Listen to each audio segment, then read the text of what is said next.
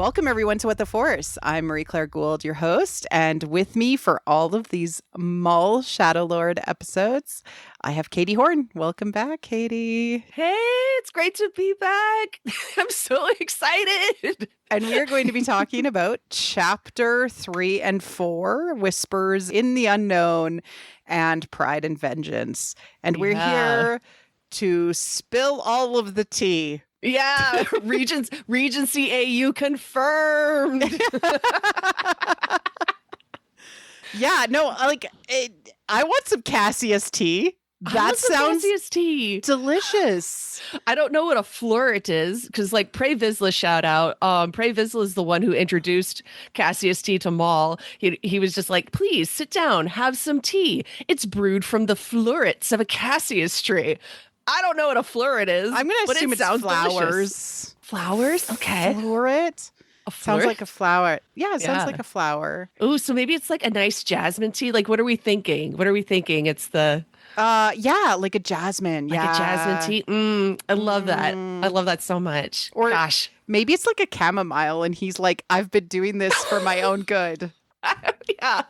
Look how calm he is. Look how calm he is. He's so calm. Oh my gosh. I ate up these episodes. It was so good. I stayed up again. I was up at midnight, just pounding these episodes, eating them like Doritos.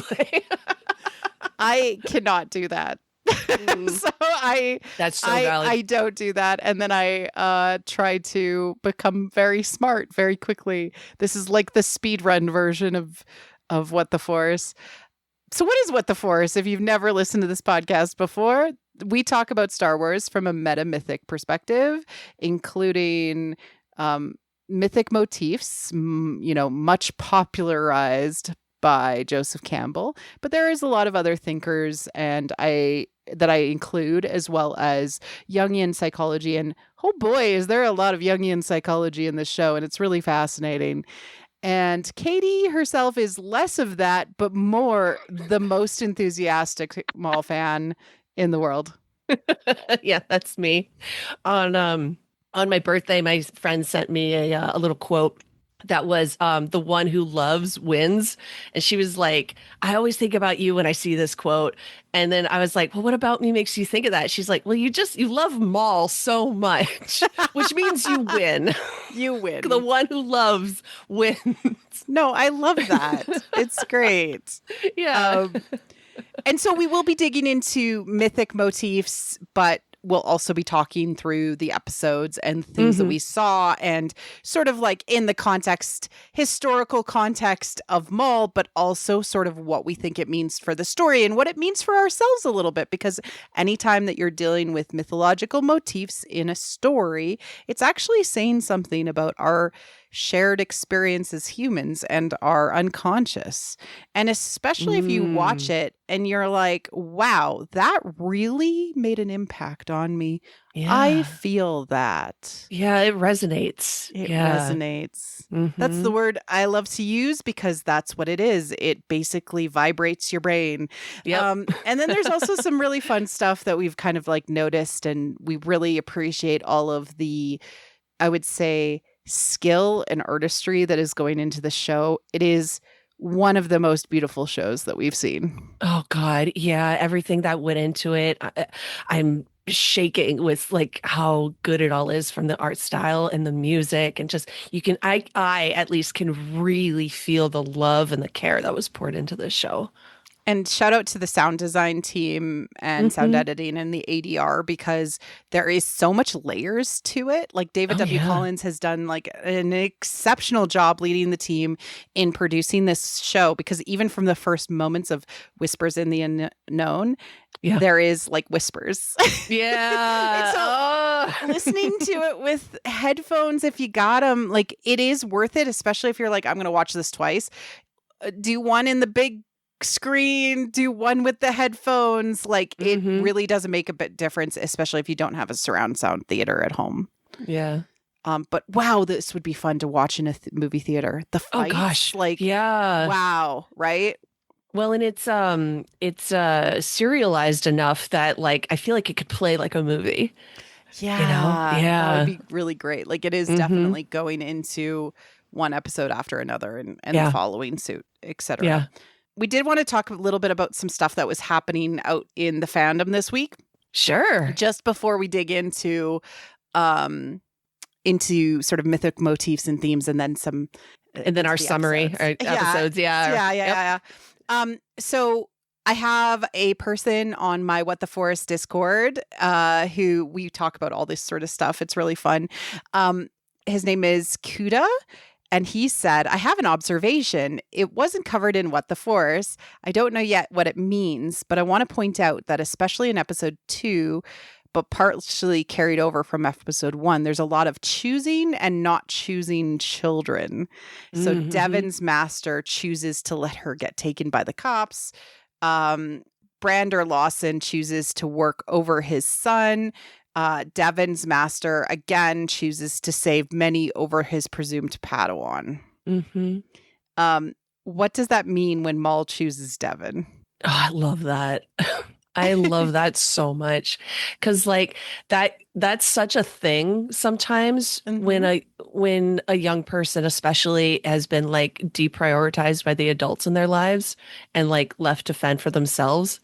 It can actually be kind of flattering and attractive when somebody even like possessively or a little problematically like prioritizes them and wants them and chooses them, you know. Some people think it's really appealing to think about a villain who would like choose to save you over a burning village. Do you know what I mean? Like, it's like, oh wow, you let so many innocent people die for me. There is something appealing about that. Do you know what I mean? Like, especially if you've come from a situation where you were either ignored or deprioritized and became kind of like a glass child. You know, like I'm thinking like My Sister's Keeper, like the one daughter is like sort of like see-through or ignored all the time in favor of the sick one. Like, whoa, you know, like there's a lot of that. And essentially what the story is saying is that the children are less important than the sick world. Right. Yeah. Oof. When it's really, tough, man. Yeah. that plugs into the theme of the House of Atreus, which is the children are the saviors of tomorrow. Right. And if you are not caring for them, they cannot save tomorrow. So the House of Atreus, of course, is the mythological motif that aligns to the myth itself, the House of Atreus, where there is a lot of consumption of children, which ends with basically a child of one of these sort of people who's willing to sacrifice their children for what they want and the world. Agamemnon. We have Orestes, who is willing to say, I'm stopping it here. I'm willing to own up to what the problems of my lineage and ancestors have been.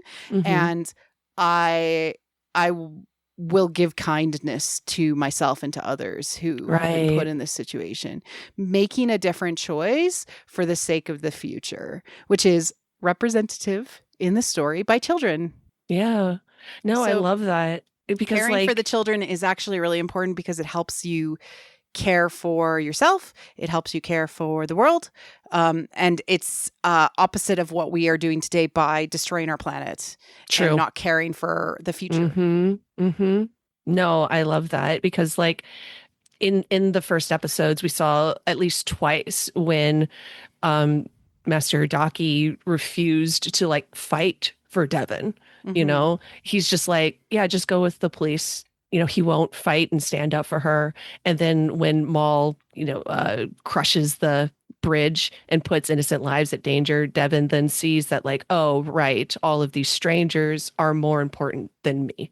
You won't come and fight for me. And I think when you're in a situation like that, you have to have like incredible inner resources to remind yourself and feel self-assured enough to be like, well, that's not a reflection on me or my worth that my master would choose to go save innocent lives. Yeah. You know, and I don't know that Devon has those resources.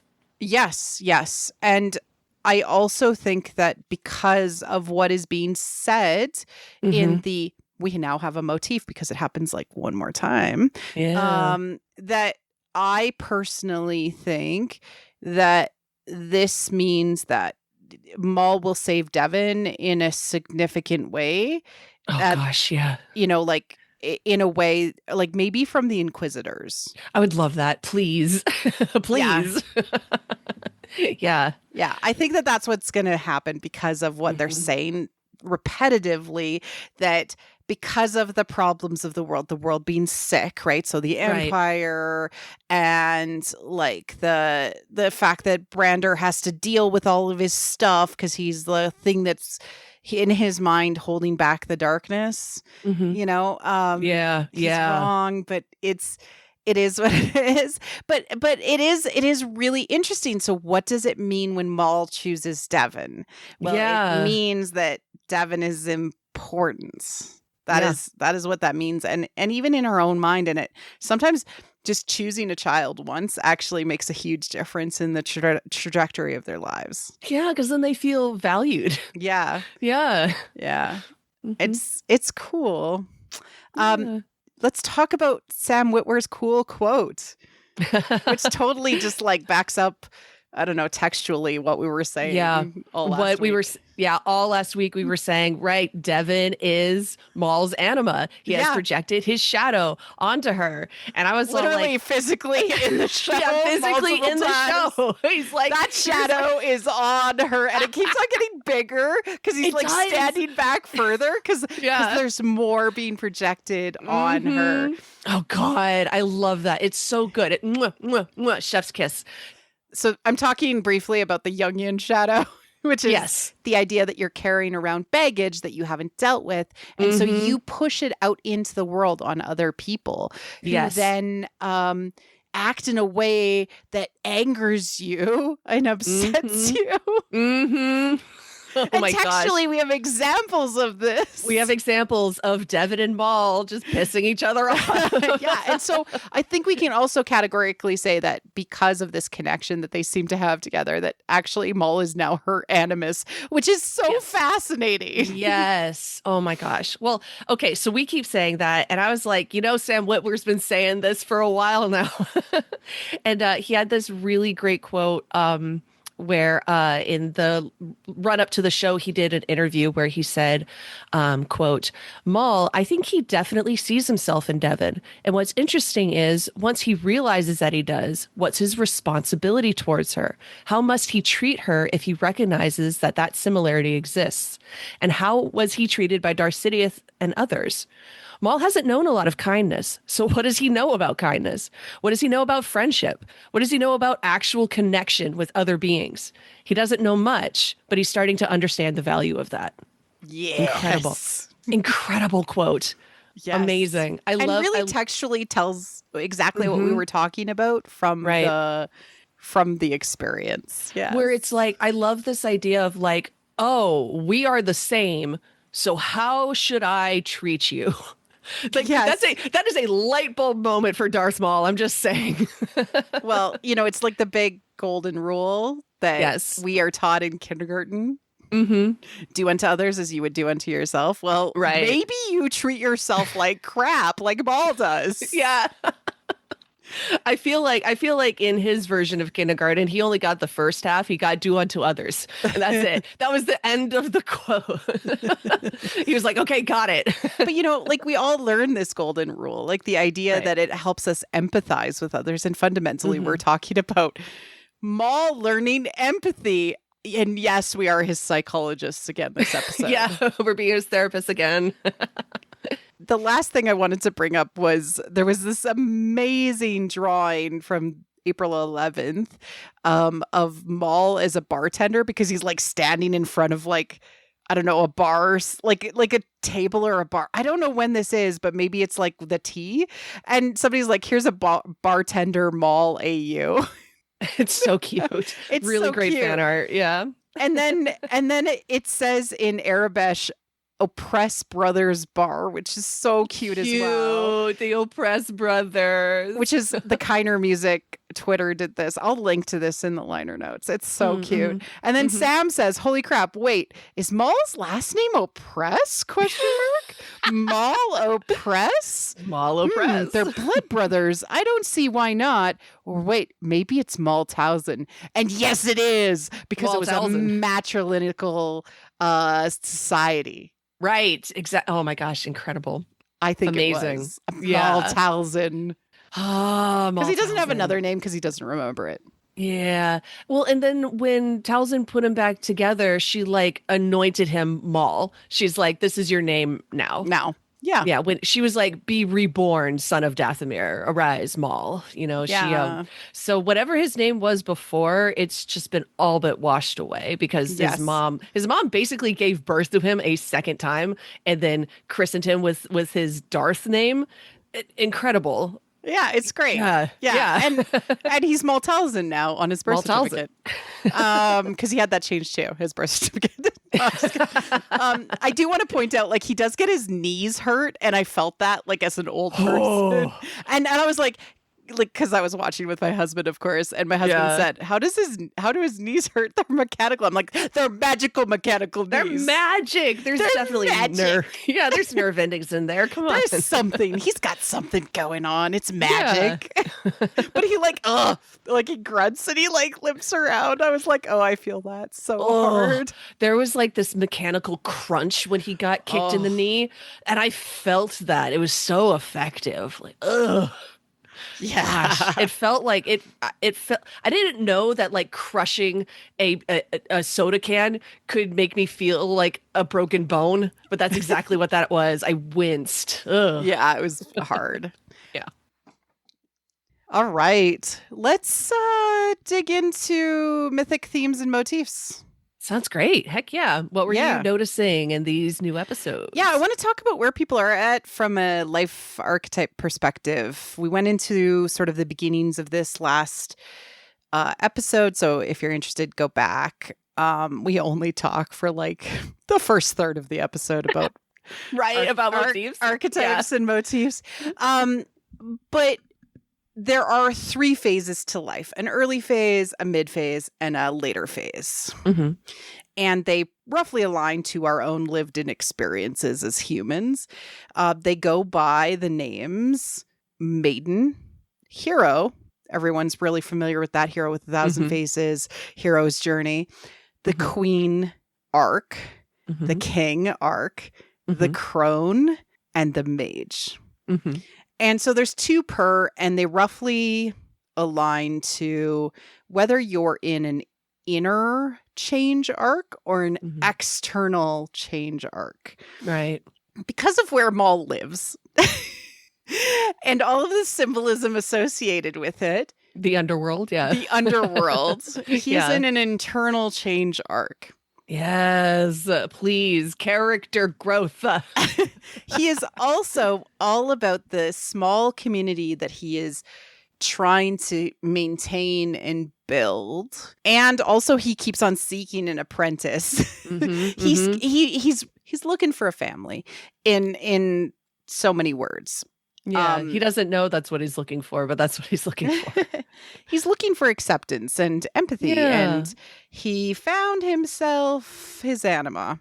And so he is in a queen arc, but he's very, very early on, and he's sort of stuck. So when you're stuck in an arc or a phase, you're either kind of aggressively refusing to do what you need to do to progress, to understand what love is for him, right? He's in an aggressive refusal to do what's best for what he loves.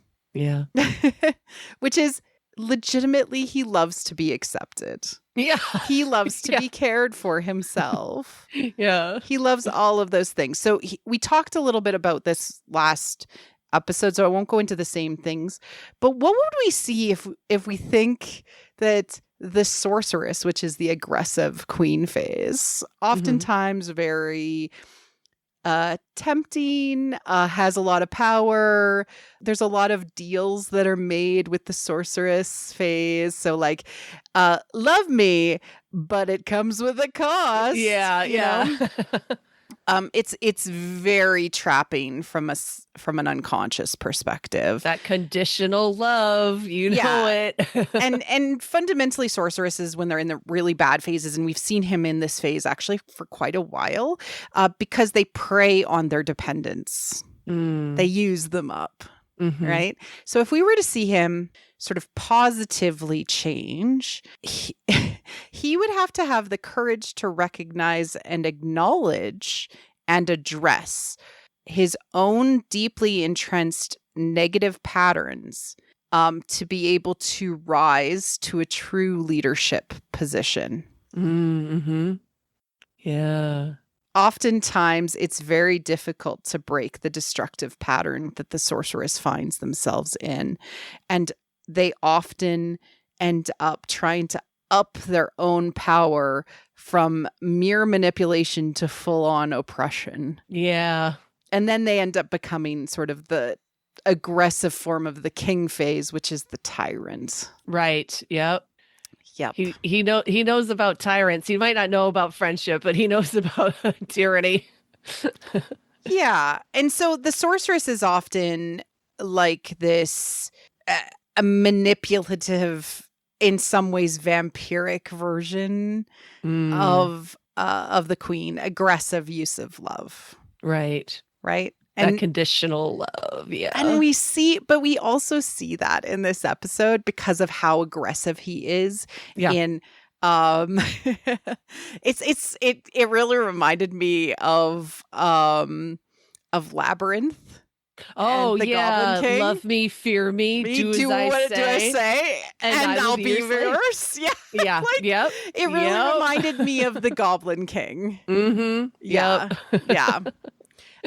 We also have another queen who's in a non-positive arc in this. We have Brander Lawson, who I'm sorry to say is actually in a Snow Queen phase, which is the passive refusal to fight for what she loves. Yeah. Right? So he is passively ignoring Rylan. Right? He is like the troubles of the world. And he's setting up sort of like Snow Queen like castles around the problems. Don't tell the Empire, right? And trying to protect his son and the planet, and don't go visit mom until I can go with you. Exactly. Who knows when that can be, but putting up all of these walls. Yeah. And so it's primarily that there's a lot of fear. And so shadow archetypes are often led by fear, but fear on the attack or fear on the defense. Oh, yeah. So he is defending, whereas Maul is attacking because he is afraid of what love will do to him. Yeah. Yeah. Uh-oh. Yeah. It's so interesting, isn't it? We also have Daki, who I think is pretty much in a crone phase, little bit hermit-like, which is the passive phase. We know hermits in Star Wars, Yoda, Obi-Wan. We know hermits in Star Wars. He's very much on that passive, like it usually takes a young hero or a maiden to pull a crone out of their passive hermitage, right? Yeah. So Luke pulling all the hermits out of Star Wars, being like, get your butt going, right? And then Luke himself needed Rey to pull himself out, right? So there's a lot of that in Star Wars. And then we have, of course, our cool maiden, who is, of course, Devon. The maiden foundationally is one of fight for empowerment. Whatever external forces may be, it is foremost an internal struggle. Will the maiden be willing to let go of the carelessness of childhood in exchange for the terrible freedom of adulthood? Will she continue to cling on to her own ignorance and naivety, or her own blissful lack of consciousness? Yeah. Will she suppress her own instincts and desires, listening instead to the beguiling and threatening words of others? Or will she rise up and confront the truth that in Alice Walker's famous words, the most common way people give up their power is by thinking they don't have any? Right. Oh my gosh. I love that. So primarily this is that's from her. Yeah. innocence to individualization, becoming a full adult. Right? An adult. Like, yeah, right? Like, so you're walking through that threshold of adulthood by making your own decisions. Primarily the two antagonists are authority and the predator, and I'm happy to say both appear in these episodes. Yep. And we see the maidens lie versus truth as submission versus sovereignty, or there's a submission to authority is necessary for survival. So we saw her very much in this lie phase to start. Yeah. Yeah. And then personal sovereignty is necessary for growth and survival. I have to make my own decisions. I have to follow my own path. Yes. Maul keeps saying that to her. He keeps being like, you are powerful. You need to use it. Yes. Become an adult. Become an adult. Yes. And it's so interesting because we're going to use some words that are, because she's so young, it's like hard to talk about. But this story falls into what most people would recognize as an enemies to lovers experience. But right. Yeah. But it's actually going to be probably enemies to allies. I think. Yeah. So when I talk about marriage, yeah, union, marriage, union, yeah, right? Like these are the symbolic motifs that are happening.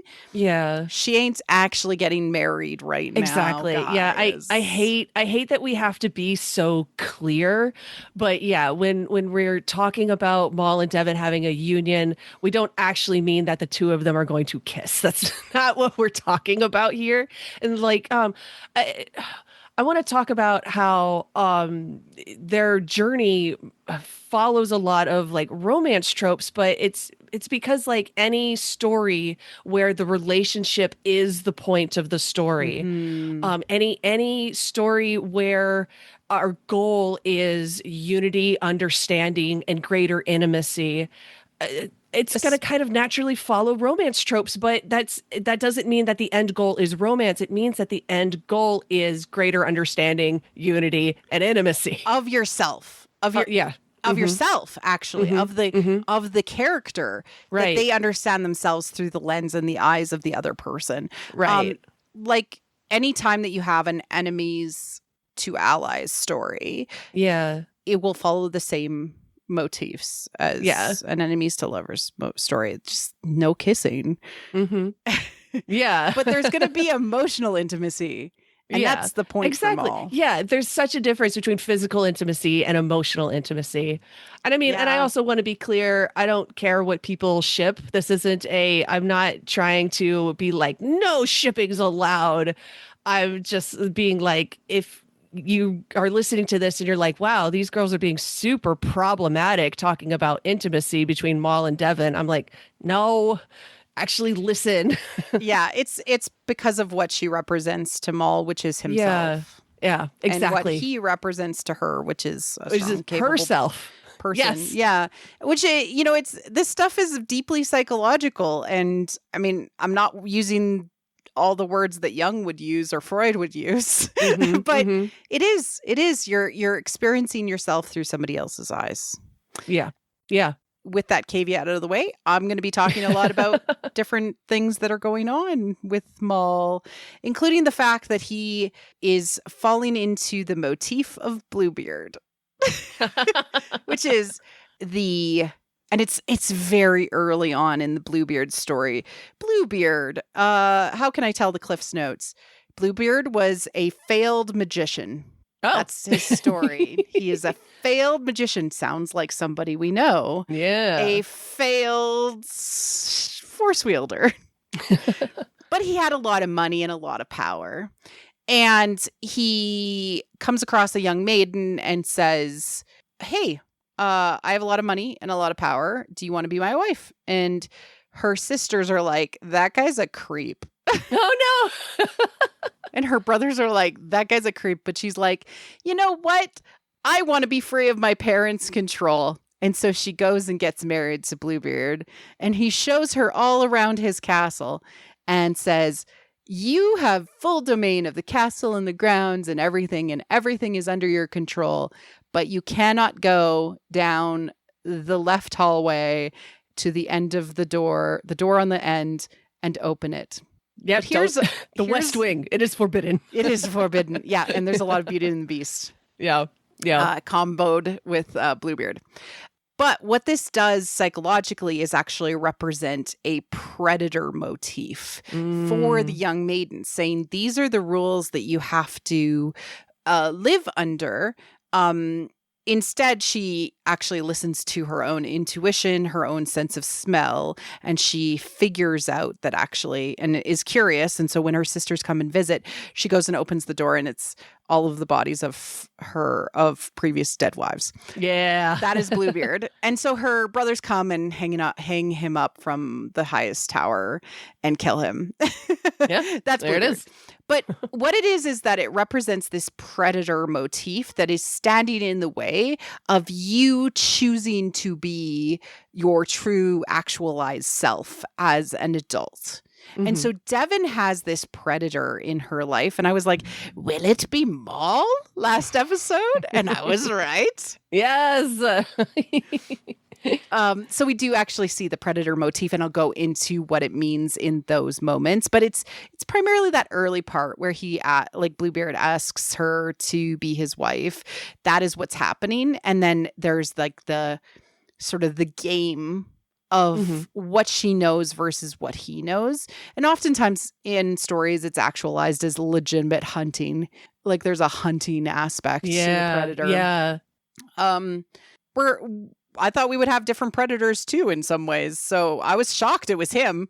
Yeah. It makes sense for him though. He's always been a hunter. Yeah. But the cool thing is that if oftentimes the predator is in modern storytelling transformed into the animal husband. Yeah. Right? Yeah. Who is saved, or the bride, the enchanted bride, joins him in the other world. Yeah. So there's a lot of that too. Like we can kind of talk through those motifs. Mm-hmm. The underworld, consistent motif. So the underworld is, of course, the unknown, and the fact that this episode was called Whispers in the Unknown means somebody's been reading the same books as me. The underworld, like in the Greek mythology sense of the word, is a symbolic representation in story of our own subconscious. Mm-hmm. Oftentimes, it is also the unknown. So when you're like, I'm in a sci-fi novel and I go into space and it's all scary and there's aliens and I don't know what's going on, that's the unknown. You're in a Call of Cthulhu novel and you go into one of the crazy planets or other dimensions. That's the unknown. The unknown is the underworld, is the unconscious. In Over the Garden Wall, they literally call it the unknown. It's a big forest, like a big dark forest. Are also and they're like, the unknown. And they're like, don't go out into the unknown. And it's like, it's where the hero, the main protagonists, or even non-protagonists, people who are stuck in the unknown, like Maul, he's stuck in the underworld, go to transform. Because fundamentally, all characters are heroes. And if they're villains right now, it's because they got stuck in the underworld. They got stuck in the unknown. They got stuck in their own unconscious and haven't made peace with their own darkness and shadows. So yes, it is called Shadow Lord, but it's because he rules over dust. That's so good. We also have other versions of the underworld caves, which are symbolic wombs. You're going back to the beginning. You're going back to being a little seedling to be reborn. It's like a transformational crucible. Caves are very, very common in Star Wars. Yeah. Oh, yeah. We're always going into a cave to discover some inner truth. Yes. Yeah. We already mentioned this, but we have Maul's anima. We also have Devon's animus. They are reflected in each other's eyes. Yep. Where she's literally like, we're nothing alike, and Maul's like, you sure? You sure? We're you like, sure? And textually, he talks about it. He knows. He says, at the end of his little speech, he's all like, are you still so certain that we're nothing alike? Yeah. It's really good. It's really good. I've thought about this. I've been having a lot of visions. Yeah. Talk more about that, Maul. We also have the concept, and it's not textually said, but I am obsessed with it. As above, so below. So the idea that which is above is that which is below. That which is below is like that which is above. Maul expresses this in the second episode, but it is a theme that it's been ever present since The Phantom Menace. And I'm trying to pay attention to when they kind of are doing things that are Phantom Menace-y. Yeah. Right? There's a lot of it. So the symbiosis between the Naboo and the Gungans, as above is so below, right? You and the Naboo form a symbiote circle. You must understand this. Exactly. So he's saying, if you call the Empire, we're all screwed, guys. Yeah, you guys. Right? Yeah. So as above, so below. That's a big thing, because if above and below are not actually in alignment, it actually creates a lot of disharmony. And it's something I've noticed overall. And I think it's really, really interesting how that's playing out in Star Wars. Not to talk about that now, but it's really cool. Visions and the artistry of Maul, although we still haven't seen him paint or do art yet. No, we haven't. Is still super duper connected. Yeah, it's really interesting.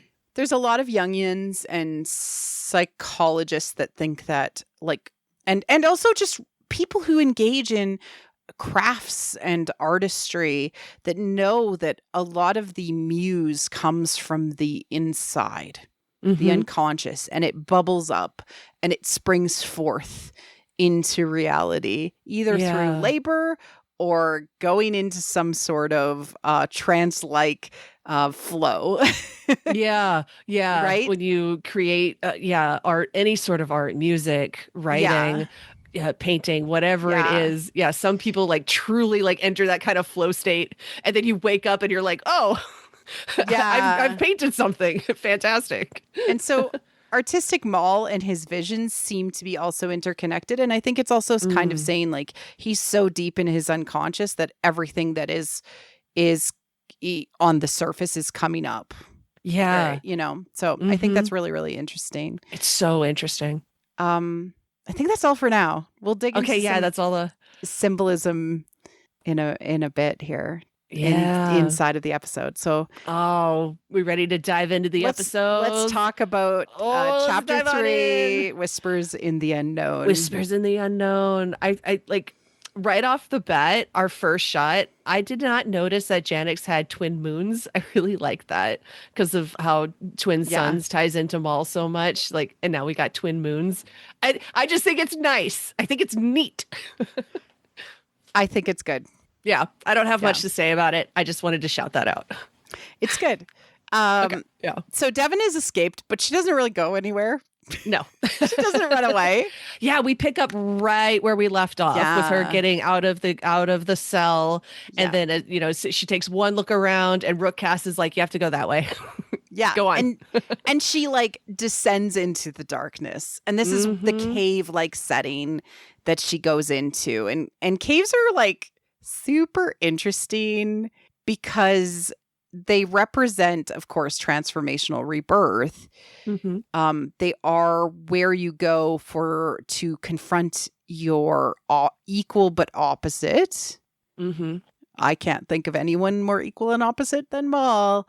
And fundamentally, you should be, if you're ready and you've collected enough pieces of yourself, experience an alchemical union or an apotheosis moment where you understand that you are actually your opposite. I think Maul is really Yeah. trying to get there. He really is. Yeah. He's so like calm with her. It's so good.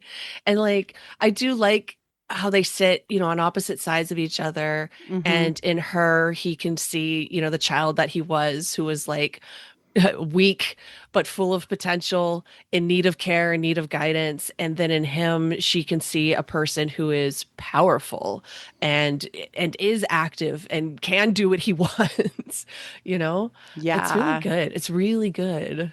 What I love about this being sort of like cave-like is that caves were our first homes as humans. And right. so for Maul, he has made it a home. He's even got a little tea set.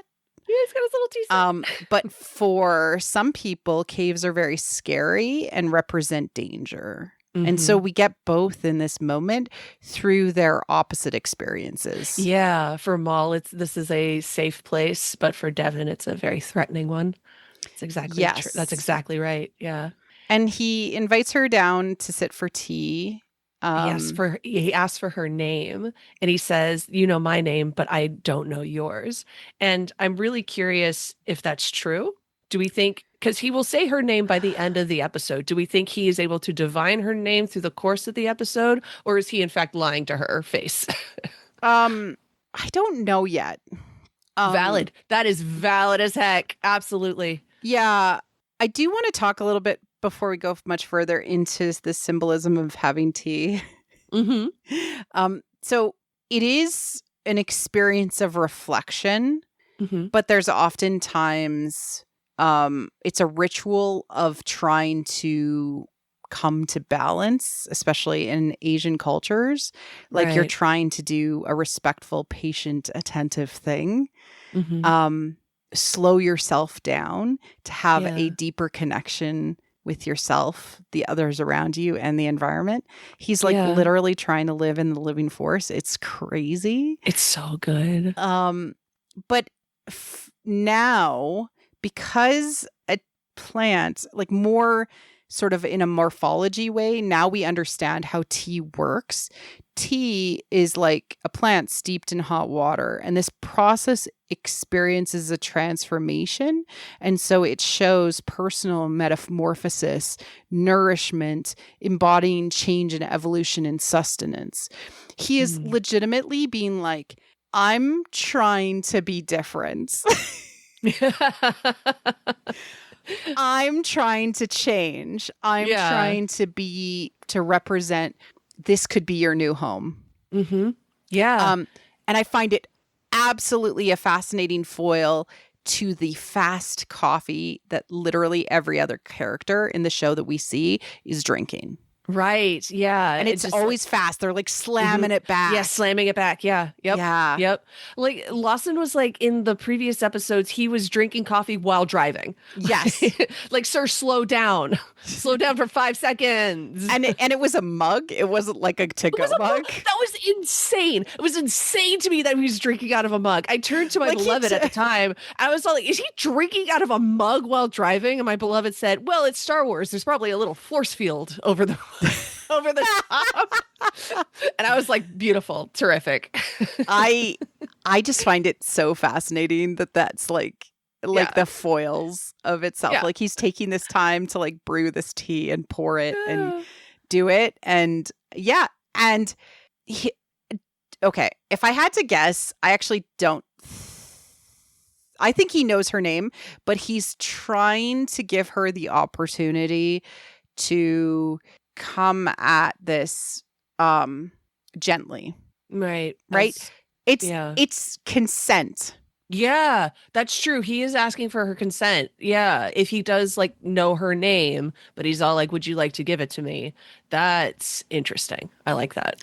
And he is also giving her a way out because he does not put down his double-bladed lightsaber, which it always is together. He puts down one half of his lightsaber. Yep. Like how Davin represents one half of him. Yes, exactly.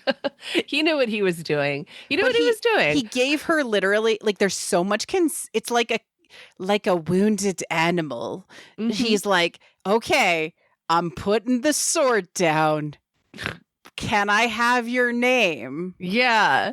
It's giving, it's giving the emperor being like, you want this, don't you? To Luke with the lightsaber. It's giving a little. I would argue it's not. I would argue that it's like That's valid. I think he was. Maybe it was a test, maybe, but it is not presented that way. He knew what he was doing. That was there for a reason. He did. He knew what he was doing. Yeah. But I don't know if it was because he was tempting her. Will you choose violence or will you be reasonable with me? Exactly. Yeah. Well, because he's like, I can work this either way. Exactly. He makes her that offer. He's like, you think you know who I am? Would you like me to be that person? I am quite capable of being that person. Yeah. And so he puts the options in front of her. He's all like, are we going to have tea and cake or are we going to fight? Like, what are we going to do? What are we going to do? Yeah. And he presents her with a binary, which is not great because like when you end up in a false binary, it makes you feel like you have no options when really you have so many options. Like literally she could have just like walked away without grabbing the lightsaber. Yeah. And she could have run away, right? Like there was many options at her, but he forced her into this very like game theory. Yeah. Are you saying that only a Sith believes in absolutes? Is that what you're saying? I think that they've proven that weird saying wrong over the years. So he asks her about her wounded arm. Yeah, he asked to see it, and she hands her hand over so that he can check the bandages, check her wound. And I freaked out because they broke the touch barrier, which if we're going to talk about romance tropes that aren't really romance tropes, when your two main characters break the touch barrier, it's always like a moment. And the fact that like the camera lingered on their joined hands, it's like, oh, they just took a huge step towards closer intimacy. Like towards actual understanding. And I lost my mind. Yeah. Empathy, understanding. Yeah. And I freaked out so much. And like, of course she like snatches her hand back so quickly. I loved it. I was like, you can't take it back. It's already happened. Yeah. And so wounds are interesting. Because they represent the start of change. And so in Star Wars, we have like either understanding or empathy or transformation of some sort. So in Star Wars, we have Luke losing his hand. We have Vader losing his arm. We have, Vader being burned alive. We have Kylo and the slice across his face. There's all these like all Raylos have talked about like how it, that's the start of letting the light in, right? Yes, that is the symbol. That is what is happening here. But it is the symbol to show that you are ready to be changed by an experience. Yeah. Yes. And that tending to wounds shows that you can heal along a new path that didn't exist before. Like you can grow and heal along there. And so I messaged you this afternoon. I said, I think she's going to get tattooed on her arm by the end of this show. I had not thought about it. Like I've thought a lot about Devin getting Maul's tattoos, or her Darth Talon tattoos, and I hadn't thought about her receiving the tattoos in stages. But that would be amazing, almost like Rumi in K-pop Demon Hunters. If she started just by getting like her forearm tattooed, and then we gradually saw it climb towards her neck and face. I think the fandom would love that. Which I mean I would love that. I just think that's so interesting. And also symbolically, the wound is on her left hand. So what does that say? Okay, well, Joseph Campbell, that guy. The guy, that's so influenced and was good friends with George Lucas. He talks about the right-handed path versus the left-handed path. And fundamentally, those are just journeys that characters or people in mythology or ourselves go on to experience the world. The right-handed path is the one that society says you should go on. You should conform to what your parents say. You should go to school and become a doctor. You should go and become XYZ.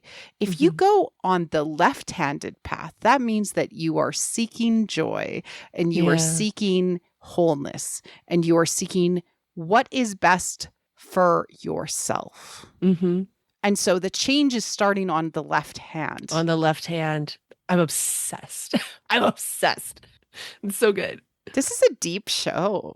It is. Yeah. There's a lot going on. And he's like, what, you didn't expect this from me? Like, very, very, there's a lot of mocking happening in a way. He's trying to be kind, but he's also like, I'm doing good. I made you tea. I made you tea. Why are you mad? And she's like, I see a murderer. Yeah. And he's like, we all must do what we must to survive. And yes, because shadow archetypes are that which are survival archetypes of positive if everything was okay and we had a support structure. Yeah. Yeah. I mean, and that's what he's talking about, where he's all like, listen, I had to do what I had to do to survive. I feel like you can relate. Post Order 66, I really feel like you can relate to that. Oh, but I don't know that she's there yet because she's been protected by her father figure, her master. True. She has been cared for in a way that she doesn't even see the dangers around her. She really doesn't. Yeah, that's true. So because when he brings up the Inquisitors show up. Yeah, where she just says, I can handle myself. Like he brings up the Inquisitors and she just kind of hand waves it. She really does not understand the danger, I don't think. She doesn't. I think she's been protected. Yeah. We talked about how she was kind of damsel-like, so she was in this passive phase. She's been asleep or kept away in a tower. She's been protected from the horrors of society and and the empire. Right. That's true. Yeah. I really liked when Maul did his trauma dump, basically, where he was like, okay, here's my tragic backstory. He said, my brother was murdered. My mother was murdered, all by the same people who hurt you. Right. And a couple things. First of all, I was surprised by how hard the line, my mother was murdered, punched me in the gut, because Maul has never vocalized that. He didn't even vocalize that with Ezra. With Ezra, he said that the Sith tore me from my mother's arms and murdered my brother.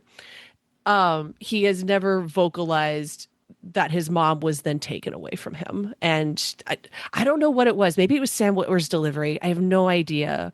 But yeah, hearing him reference the Son of Dathomir comic like that, and to put it in those words of like, my mom was murdered. Yeah. I don't know. That really hit me. I don't know, man.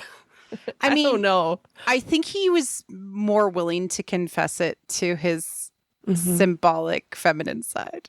Yeah, than to Ezra. Absolutely. But then I'm also wondering if this is in fact a classic half confession. I guess, to bring up K-pop Demon Hunters again, you know how at the top of the movie, Genu does the partial confession where he's all like, hey, I got these patterns because my family was starving. So I made a deal to get us out of poverty. And then by the end of the movie, you get the full confession, which was like, no, I made a deal to save myself. And you'll see that actually in like a lot of romance movies, actually, where at the top, you'll have the partial confession, which is like, this is the thing that is easy for me to admit to. And then by the end, it's like, no, here is the thing that is hard for me to say. And now you see me more clearly. And that's terrifying, but we have reached a point in this relationship where I'm allowing you to see me so clearly. And that is the Rose in the Bluebeardian version of Beauty and the Beast. Right. That is the hidden self, right? The thing that is being held back. He is actually not a very nice man. That's very true. Yes. Right? Like he has murdered a lot of people. Kyle likes to do death count when he watches these cartoons. Jeez. Yeah. Okay. I think we were at like 20 plus. Like, I don't know.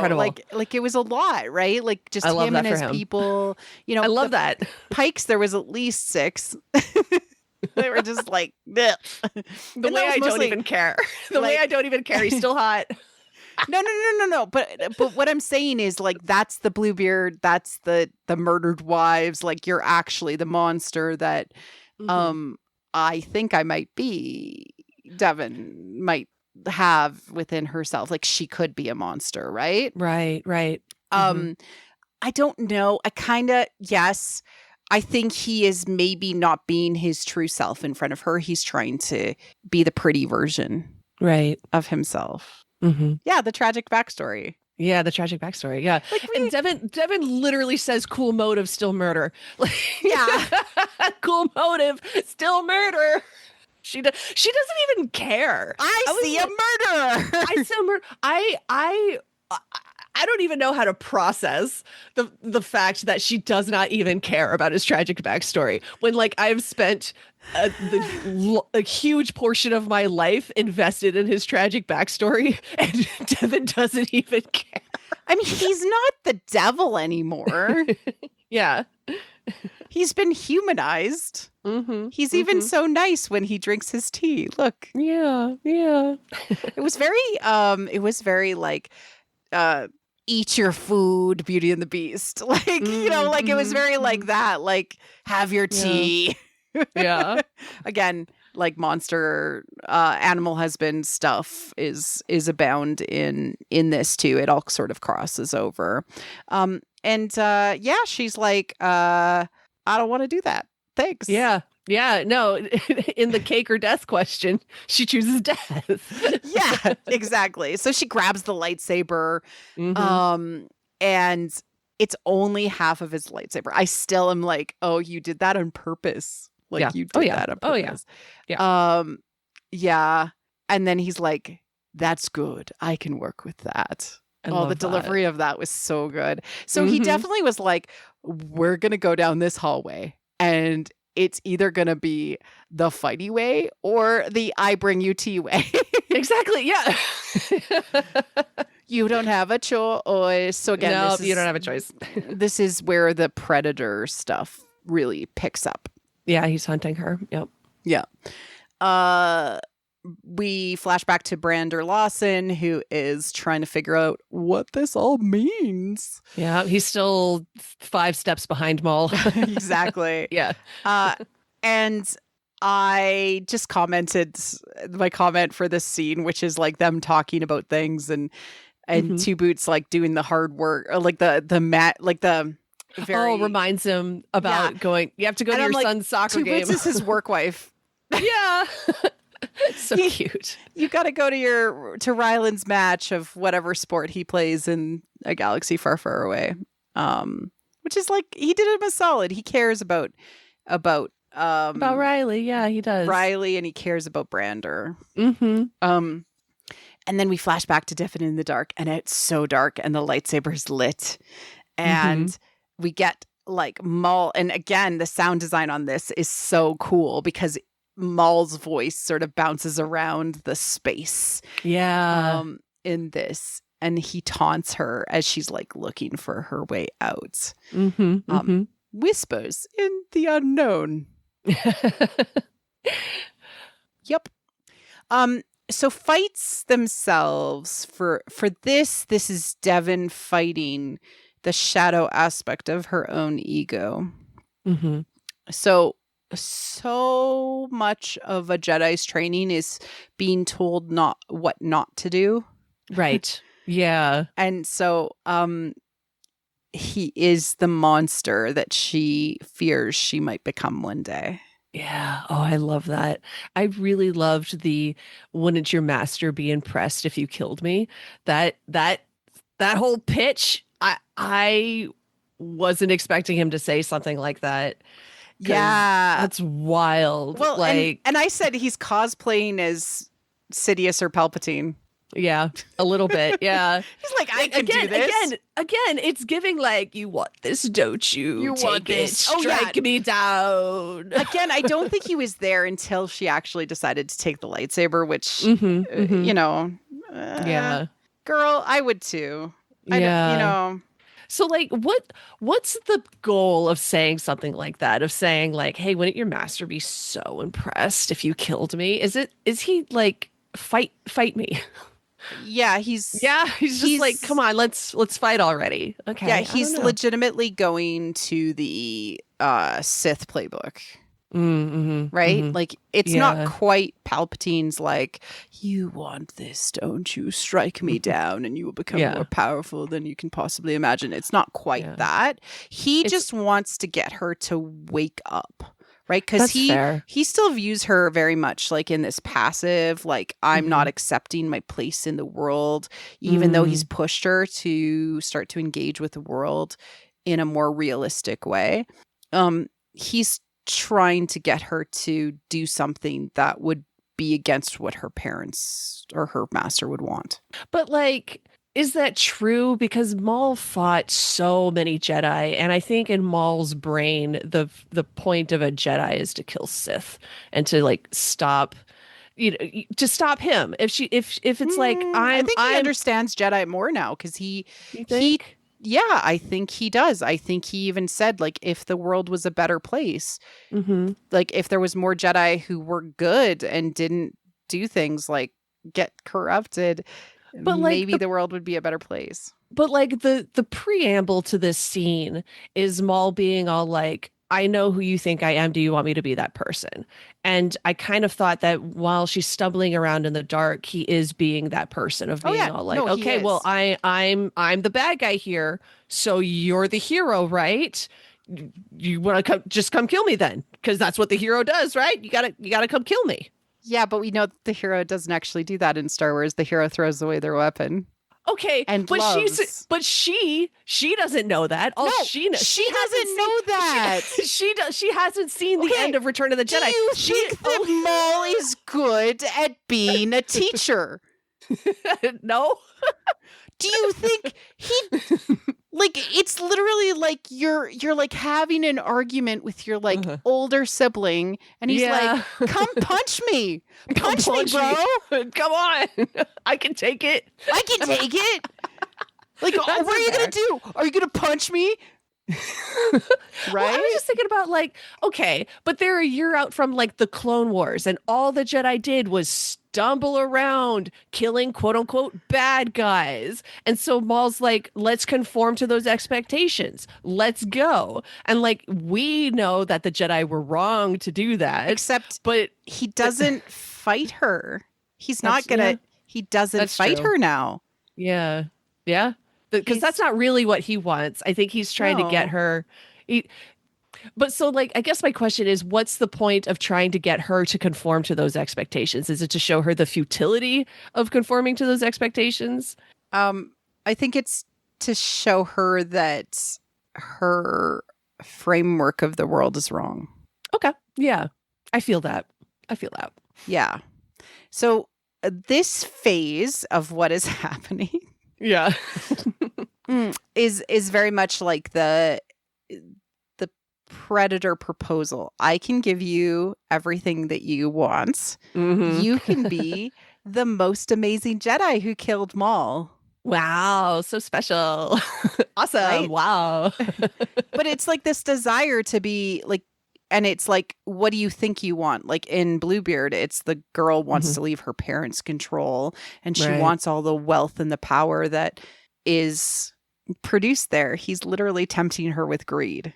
And guess what this is? Greed. You can kill Maul. You can be the most impressive Jedi out there. Yeah. Yeah. Yeah.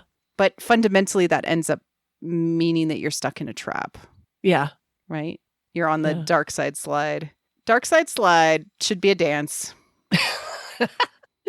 Yeah. All right.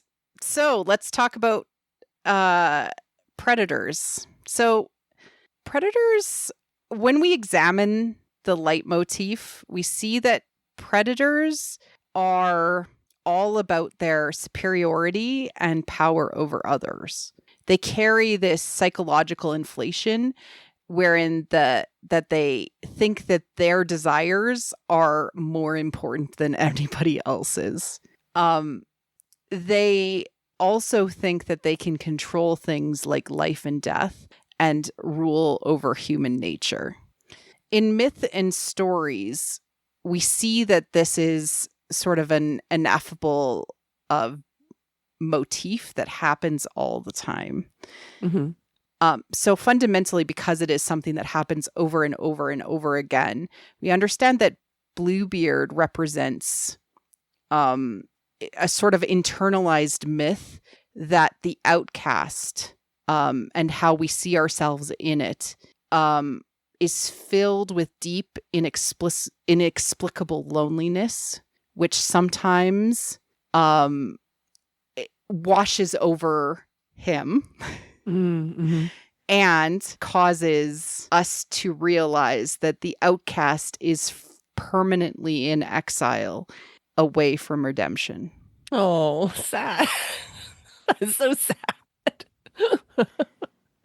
And so only through transformation can a predator change. They're stuck. They're stuck in this eternal outcast situation. Mm-hmm. Does that sound like Maul? That absolutely sounds like Maul. That's so sad. Yeah. Outcast. We know he ends up on Malachor, like all alone. Yeah. And he's always kind of in this loneliness situation, the Sisyphean aspect of his, I'm trying to change and then I fall back down. The problem, and I'm reading actually just like sort of summarizing from The Women Who Run with the Wolves, which is by Clarissa Pinkola Estes. The problem posed by Bluebeard Tale is rather than empowering the light in the young feminine force of the psyche, he instead fills it with hatred and desire to kill the light of the psyche. Oof. Yeah. So what is he doing? Pushing Devin away. He's literally like fighting her to like away from the control. Light. And to control her. Yeah. Mm-hmm. Yeah, that's those Sith teachings, you know? It's like the opposite of what he was trying to do like 5 minutes ago. But I think it's like he didn't have patience to deal with it that way. True. So I do think both of them, I personally think what they're doing is bringing them together in this like allyship. That's what's going to happen. But it definitely feels like they both have a lot to learn. Yeah. Oh gosh, I really want to see them learn from each other. You know, they're not there yet, but if that's the end if we're goal. talking about the Bluebeard story, it's literally just like the proposal. Yes. Yeah. I'm willing to teach you all of these cool things so that you can be like awesome, independent, and then also like take revenge on my revenge. master. Okay, that's okay, fine. We flash to the Pike warehouse where Two Boots just has a shootout for some reason. They could have just like let them do it and then followed them back to their hideout, but instead they're like, we're the cops! Shoot. Yeah, right? Oh my God.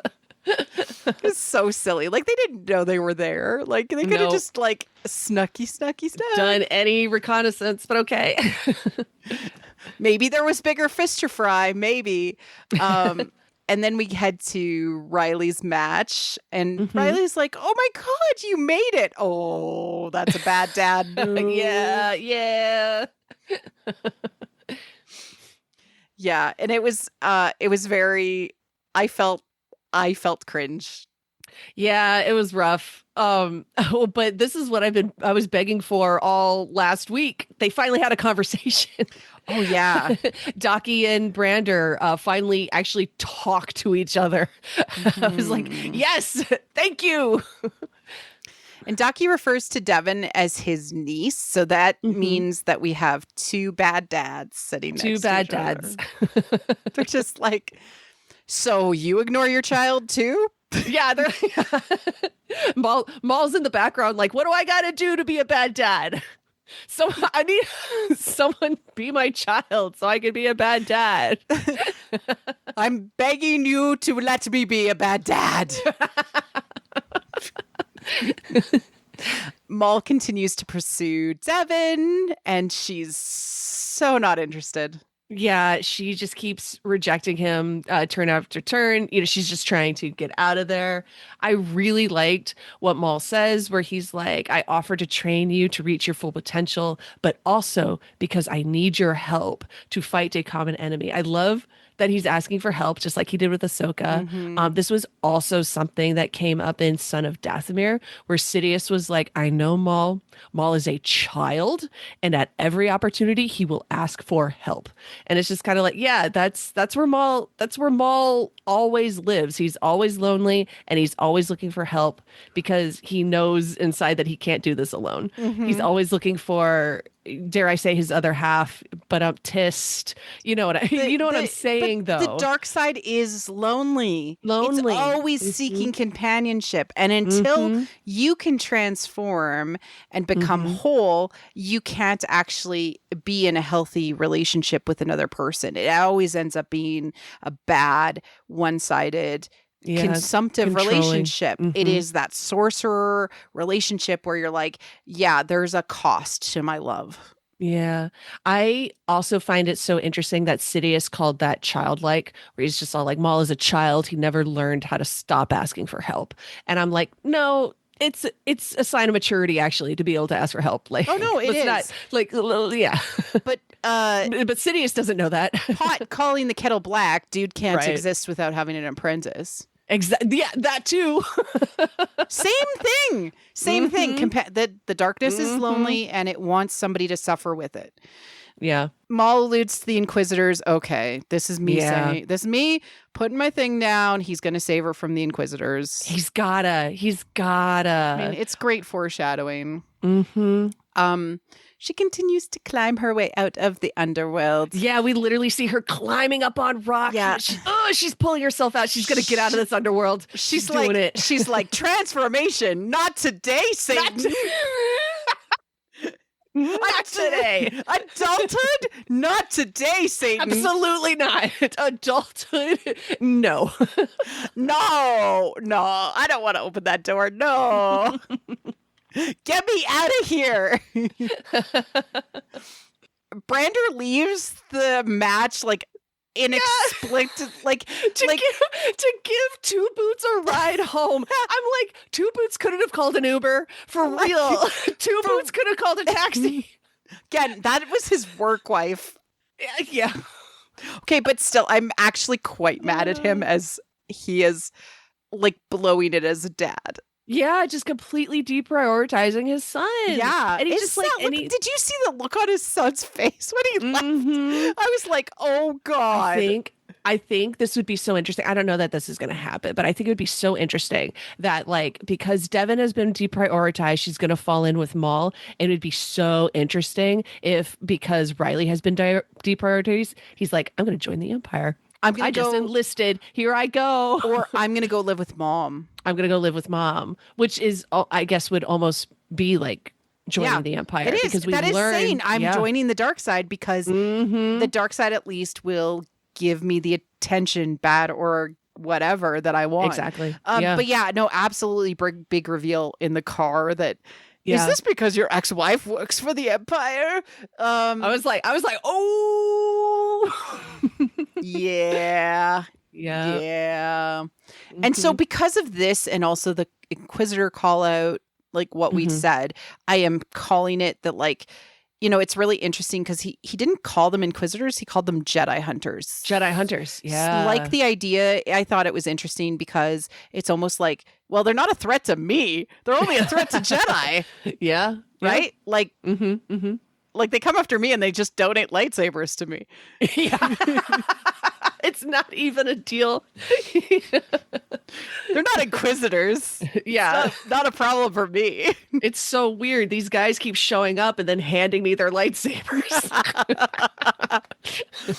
Varro calls the Pikes to set up a deal, and like under the auspices of Rook and Spybot being like, do this. Spybot is so angry and so cute. I love him. Like, I want a Spybot shirt. I hope That'd be so I cute. hope that's a celebration thing. I Yeah, hope I can more make it a Spybot. celebration and we get Yeah. Spybot merch. We He's just listen, they've gone out of their way to like give him a little catchphrase. He goes booshkidoo. And I'm just all like, if there's not 1,000 t-shirts that say booshkidoo, what are we doing here? what are we What's the doing point? here, What's the right? point of anything? I I want a shirt with him on it, Yeah. please. Oh, that'd be so cute. We get the Crim reveal. Mm-hmm. Marg Crim. Marg Krim. Yeah. Are there no female pikes? I don't know. Maybe Marg Crim is a woman. Who Maybe knows? it's Marjorie Crim. Yeah, why not? I don't know what's going on with them. But he's got a cool hat. And I Yeah. bet you that's the reason he's in charge is because it's cool. It's because of the cool hat. Yeah. We don't get enough to tell otherwise why he's in Yeah. charge. Yeah, exactly. Brander is grilled by the police chief, like about the refusal to call the Empire, and he's like, no. Mhm. Again, we get this like Snow Queen, like I'm protecting everyone, but I'm not willing to Mhm. acknowledge where everything is. I'm building up snow fort walls around everybody. Defensive, because it's all passivity to do with his love. Yeah. Yeah.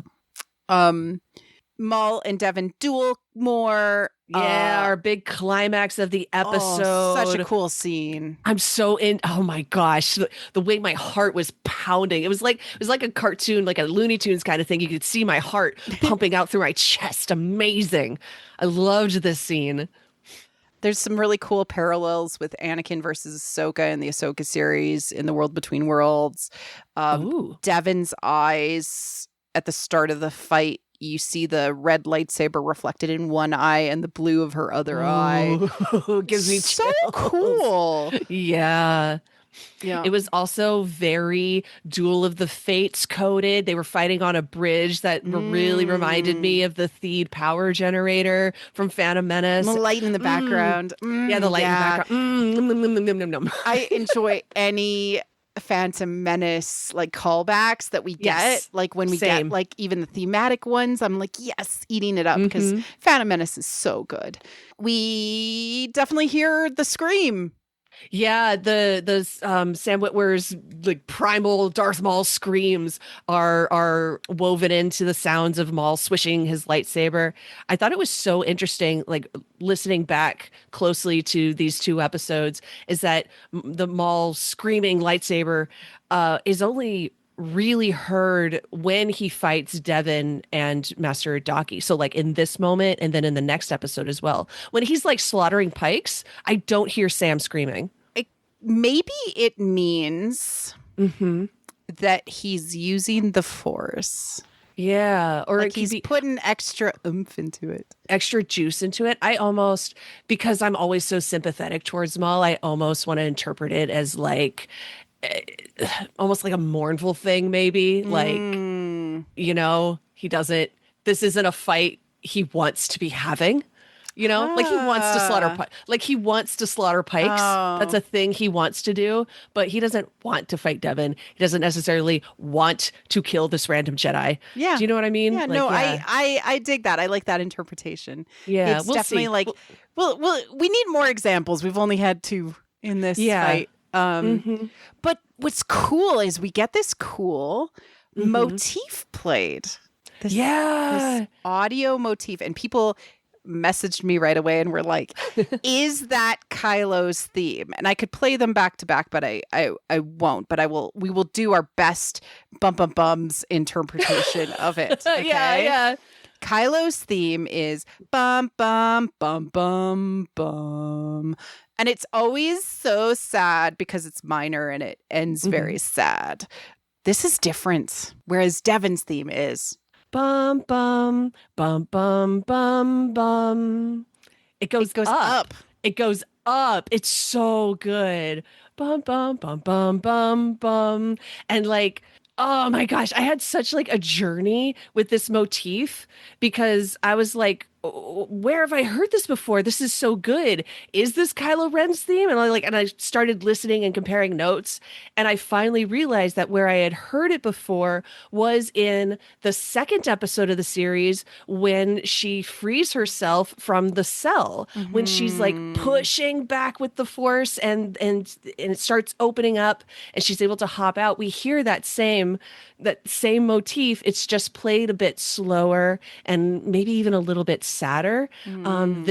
This moment when she does it with Maul, and then It's later very triumphant or it's powerful. more triumphant. It's more powerful. Yeah. It's in this moment, it's giving more Kylo Ren with those powerful. It's the brass. I don't know what is the brass. Yeah, it's really good, and I love that it goes up because that's what Devin does. I feel like she reaches up. She aspires. She aspires, right. She climbs upwards. She aspires. I think there's so much that she wants to be. Mm-hmm. And that's really reflected in her motif. It's so good. And we hear it actually when she is choosing to, she's making a choice, an active choice. She's choosing to engage with Maul here. She's choosing to push open the cell. And in the third episode, we hear it again. And so, like, I'm going out on a limb 3 times means that's her theme. That's her theme. I think it's her motif. Yeah. Is when it. At first, I thought that maybe the motif had something to do with Maul and Devin, but no, I really think it's hers. Mm-hmm.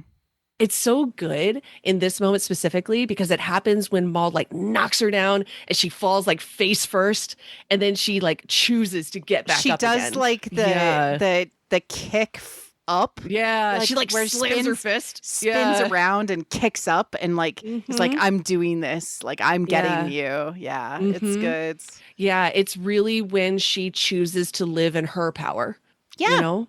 Yeah. And I absolutely am excited to try and listen to it more, but it does it's Kylo like I'm not going to say that it's not, but it only covers the first 3 notes, I think. Yeah. So it's similar, but it's hers. It's very much hers. Yeah. Yeah. And Kylo's is a depression theme. It is depressed because it goes down. Yeah, he goes down and he's so sad, whereas this one goes up. Yeah, it's more hopeful. Yes. And so Maul is talking to himself again. I mean, talking to his anima again. Yeah, I loved that about this fight is that I think everything Maul was saying to Devin is what he was saying to himself. Honestly, where she's like, I'm not afraid of you. And then he replies like, it's not that you're afraid, it's that you are weak. So that's absolutely him talking to his childhood self. Yep. And then telling her, you have no future, no hope. Your future was robbed from you, and yet you sit idle. You were one of the few Jedi who survived, and now you squander your gift, refusing your call to the fight. Your life is in ruin.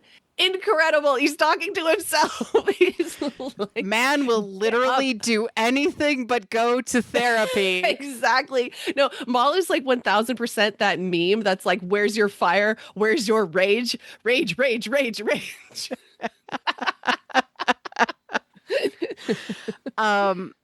And you know, we hear the Sith whispers, and it says Maul's lightsaber speaks in an alien language in the closed captioning. That was wild to me. So yeah, Devin force pushes Maul back, and she opens up a pathway to her between herself and the door. And Maul looks up, and we can hear the Sith whispers. And then for some reason, the subtitles say Maul's lightsaber speaks an alien language, which blew my mind. I was like, what do you mean Maul's lightsaber says this? That's wild. I don't know if that's awesome. Is that like an editorialization? Do you think it's supposed to be diegetic? No, I don't. Wild. No. Okay. Serious question. Have we not heard them since the Phantom Menace? The Sith whispers? Oh my gosh. Have they ever shown up in the Clone Wars? I feel like yes, because they're so tied to Maul specifically. Do you know what I mean? I need somebody to tell me this, because I don't think they have. When we're done here, I will absolutely look at Maul scenes in the Clone Wars and then tell you, because I feel like we would have heard them. Didn't we hear them when when Talzin, puts him back together, and then he gets up and starts running across, the big misty Dathomir field? Don't we hear the Sith whispers? I could be totally I don't know. misremembering. I need smarter people who remember this stuff to like. I feel like I should know. It's such a subtle thing, though. But okay, Yeah. so far we have seen it in the Phantom Menace. Yeah, sure. we definitely saw it in the Phantom Menace, yeah. And it's only used in one particular circumstance. One thing that he does every time he shows up, and he is hunting. When he's hunting. Yeah. It's played when he first arrives on when he first arrives on Tatooine, and he sends out his dark eye droids to start searching for the Queen. And then it happens again when he hops on his motorcycle and races off to go and finally capture the Queen. We hear these Sith whispers, and it really is indicative of like, oh, Maul is on the hunt. And so the Predator. Yeah, the Predator. Yeah. So the fact that like he looks up at Devin and sees her about to run for the door, and we hear the Sith whispers, it's like, oh no, he's gonna hunt. The hunt has begun. Incredible. Yeah. And so that means something significant, which is like he's not letting her go. No. It's just temporary, right? And as she gets the light, he's like, I'm going to need that back, because he's not going to go in the light, because that's not his vibe, because he's stuck in the underworld. Because he's a vampire. Because he's stuck in the underworld. He's a he's a predator. He's stuck in the underworld. Okay. And he said, I'm going to need that back, Devin. Oh my God. I felt my soul leave my body, because I was like, I didn't know what to do with that. I know. For one thing, hearing her name on his lips, insane to me, because Maul doesn't use a lot of names. Maul uses titles. If he's addressing you, he calls you by whatever category you fit into inside of his mind. He'll be like, oh, nice to see you, Mandalorian, or it's time to die, Jedi. Like whatever you are. Kenobi gets a special name because I need to differentiate between you and all the other Jedi. Exactly. Yeah. Kenobi. Yeah. Our exceptions are Kenobi, Lady Tano. Lady Tano, and Ezra. Yeah. Thus far, Ezra's been the only one to like actually get a first name use from Maul. And hearing Devin, it was like a kick to my gut. Yeah. And so he's known her name, and he could have picked it up when they were like breaking her out of prison. Maybe it was on her cell, maybe other things, but he certainly was trying to be respectful. I personally think he got it in a vision. Yeah. So like, I don't think he would have known her name before seeing her, because he was very clear about the fact that he could not visualize this apprentice. And I think if he had even a name to go off of, that would have been something. Do you know? I really wonder if he was able to divine her name when simply she was there. Well, by like fighting her, the kind of like maybe it was a bit of Vader being able to divine sister. Right. You have a twin sister. Pick things out of her brain. Pick things out of her brain. Kylo does that too. Yeah. Well, yeah, because she like chose to engage with him. He was then able to divine things about her and pick things out of her brain. Maybe. Yeah. I don't know. Yeah. Oh, okay. Yeah, it's a lot. I know. I'm trying to think about what to say next. Okay, so Kyle, my husband, who I watched the show with, said he thought it would have been cooler if he let her keep it, but still said the same line about the lightsaber. I'm going to need that back, Devin. But you'll have to bring it back to me eventually. Yeah, that would have been kind of cool. That's true. Or I'm gonna come and get it. That's yeah. How do you feel about the fact that both halves of Maul's lightsaber were like dueling each other? It just really underscores. It's so symbolic. It's so on the nose, where it's like these are the two halves of the same person fighting themselves. Like, oh, it's so good. It's so good. It is so good, and also shows like, he he needs her to come back for him to be whole. To be whole. Oh, it's so good. It's so good. I'm living. That was such a good episode. It's an incredible episode. Yeah. It's so Star Wars, and the tea conversation is going to live in my brain for a really long time. Yeah, I'm going to probably watch it about 20 more times before next week. I love that for you. Yeah. Should we move on to Pride and Vengeance? Yes. Weirdly, this entire episode takes place in a ballroom. Lady Danbury in the corner. Oh my gosh, she should do the thing where she pulls a lightsaber out of her cane. Wait. Who is Mr. Darcy then? It's gonna be Maul. Come on. He's both Pride and Vengeance, isn't he? Yeah. No. Yeah. That's such an interesting title. Yeah. We have the Pike confrontation, and so the ship arrives with Varro on the Pike planet, which I was trying to remember if we've seen the Pike planet before, but it was cool. Yeah. And instead of Maul, we have Icarus. Yeah. Disguised as Maul. That was incredible. I noticed it right away. As soon as he started swinging that lightsaber around, I was like, that's not Maul. He's way too small. Yeah. Small Maul. Yeah. They specifically made him a smaller version of him, right? Oh, absolutely. Yeah. But what I loved was that he's had enough training that he doesn't necessarily cut off a limb on himself. Yeah, I thought that was so interesting too. Where again, I'm like, what is the deal with Icarus and Scorn? Are they force sensitive? How much training have they had? Has Maul trained them at all? I need to know everything. Unless we get some serious character development where they can differentiate themselves from Maul, we have to take them symbolically as parts of him. True. I'm kind of sad we haven't. Baby, and he's the little one. Scorn is the big, muscly weapon because he carries around the big gun, right? So, yeah, they're so Maul and Savage coded. It's not even funny. The fact that Icarus is the little red one and Scorn is the big yellow one. Yeah.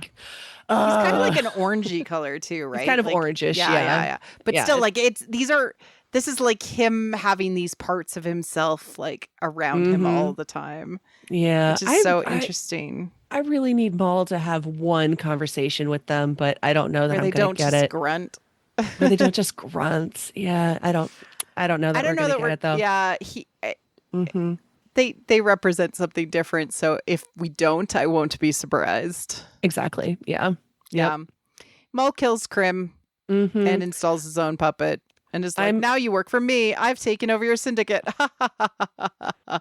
Yeah, I'm glad that we're kind of done with that plot line now. The whole Maul getting revenge on these lower level crime bosses. I'm good. I'm ready for us to move on to other things like the arrival of the Empire and everything. Yeah. Yep. It's good to have that settled.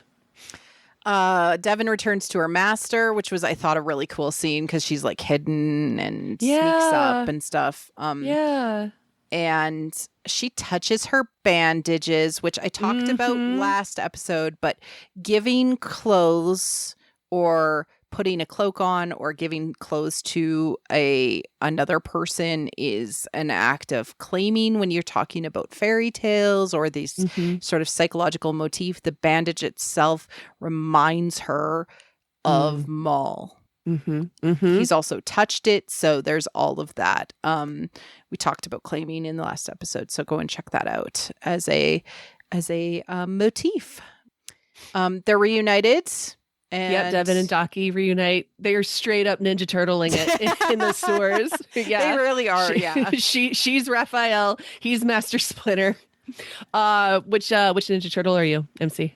I'm Michelangelo. You're Michelangelo. That's so cute. I'm a Leonardo. Absolutely, I'm a Leonardo. I grew up as the baby in my family, and so he was always my favorite. I'm probably more Donatello than anybody, or Leonardo. I never understood Raph because he was always like my brother. Fair, yeah. Gosh, you'd think I'd be a Raphael, where it's like, oh yeah, the angry Maul type one.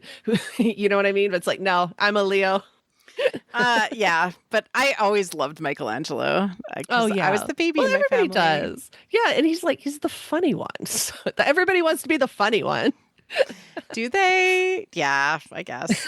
Um, yeah, I noticed that Master Daki calls her Devon, like specifically calls her mm, Devon, and so it confirms. it's not like it was a lie or Yeah, like weirdness. Yeah. well, Star Wars does this from time to time where a villain will say something and then we're like, well, are we supposed to believe it? And then a reliable source has to come in and confirm that, like, yes, this is true. Like, is he my father? Your father, he is, stuff like that. Yeah. So we got confirmation her name is Devon. So Daki returns her lightsaber and cloak. mm-hmm. Yeah. I was in our notes. I wrote, "Am I swan maiden incorrectly? Is this an her animal skin? Is this her animal skin returning her cloak and her? This is her returning to her normal world. So she has fled her animal husbands. This is Got you. Flight. So she has left because of a taboo being broken. Right. I.e., he was like offered her a lightsaber and she took it. But Yeah. no, I mean, she is just returning to her normal world. The fact that she still has the bandage on is the important thing. Lightsabers in general represent your soul, your heart. We did a cool episode on lightsabers forever ago. Yeah, we sure did. Gosh, that was a long time ago. And we talked about how lightsabers all have batteries, and then we wondered where Yeah. where Maul plugged in his lightsaber. Yeah, where do we buy lightsaber batteries? Where do we? And I said maybe they could plug into the wall. Maybe. Yeah. We were ridiculous. It was great. Yeah. Devon wants to hunt down Maul. I love this because this is Uno Reversey situation. Yeah, Uno Reverse. Yeah. I have a master. He's going to get you. I thought it was so interesting that she is not truthful with her master, where her master is like, how did you escape? And she just says, well, it wasn't easy. Girl, he let you go. For real, he let you go. I'm not saying it was easy, but he let you go. And she also does not admit, like, he was interested in me. He offered to train me, straight up offered to train me and asked for my help against the Empire. She tells him none of this. And I find that really interesting. Instead, she like doubles down on like, hey, let's be Jedi. Let's be the good guys and go kill us a bad guy. Yeah. Yeah. Well, and then she's also keeping like the feelings that she was maybe tempted to herself. Like that too. That's like if she wasn't tempted at all, she would have spilled her guts. Absolutely. She would have been like, it was the craziest thing. He offered to train me. Why would I want to train with him? Like, that's crazy. No, that's crazy. This has become a secret. It's a secret. Oh, I got chills. I got chills for real. Oh, secrets. Yeah. Yeah. It's good. Yeah. She wants to hunt him down. Daki is a little like hesitant of doing that because he is very passive, very hermity. He likes to hide. He doesn't want to confront. I like that Devon appeals to him by saying, like, there's good people here and we can't just let Maul terrorize them.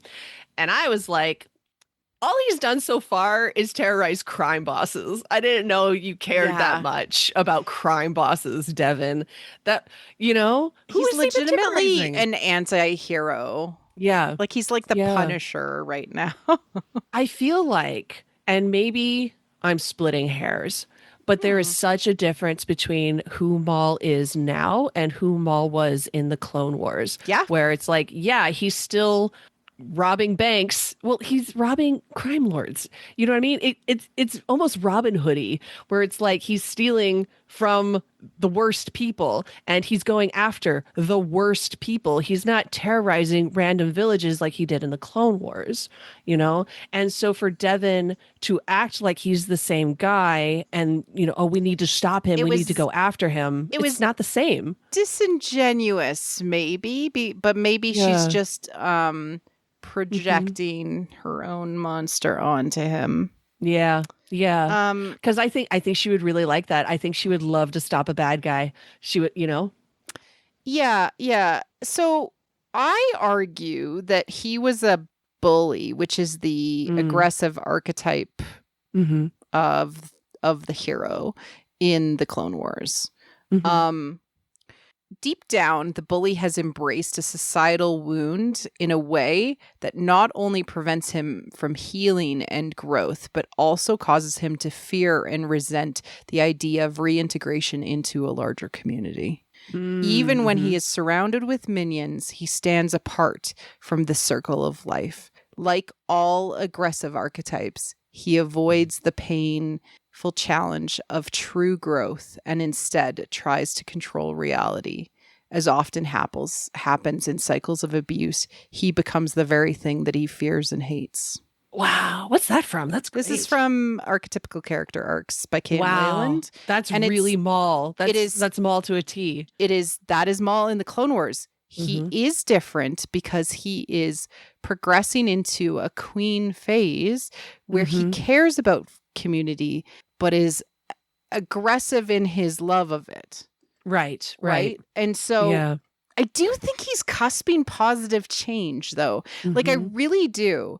And it's all because he even admits that, like, he has trauma. Bro talked about his feelings. He did. Yeah, for 5 seconds, he talked about his feelings. And that's the key to the positive change arc and getting back into growth and balance. If you're on a positive change, you're in balance. You're not leaning one side or another in passivity or in aggression. But yeah, I think that's the difference. It's literally the archetypes. Yeah. That's cool. It's very cool. Yeah. Where were we? Great question. Daki agrees to call the authorities because she's like, let's hunt him down. And he's like, let's hunt him down. No. Yeah. What about that cop guy? Yeah. I understand that Maul himself doesn't feel betrayed. I felt so betrayed as a viewer. When she was like, let's just call the cops on him, I was so mad. I was like, girl, he gave you tea. And now you're going to call the cops? He should have baked some biscuits, seriously. Yeah. Maybe the whole thing would have gone over better with biscuits. Maybe if the lights were on. Oh yeah, if he had turned on a couple lights, put down some pillows, maybe like a lava lamp, like it wouldn't have been so freaking weird. A little cake that says "Welcome Devin" on it. I really think it would have cleaned up the whole approach. Yeah, it just would have gone over better.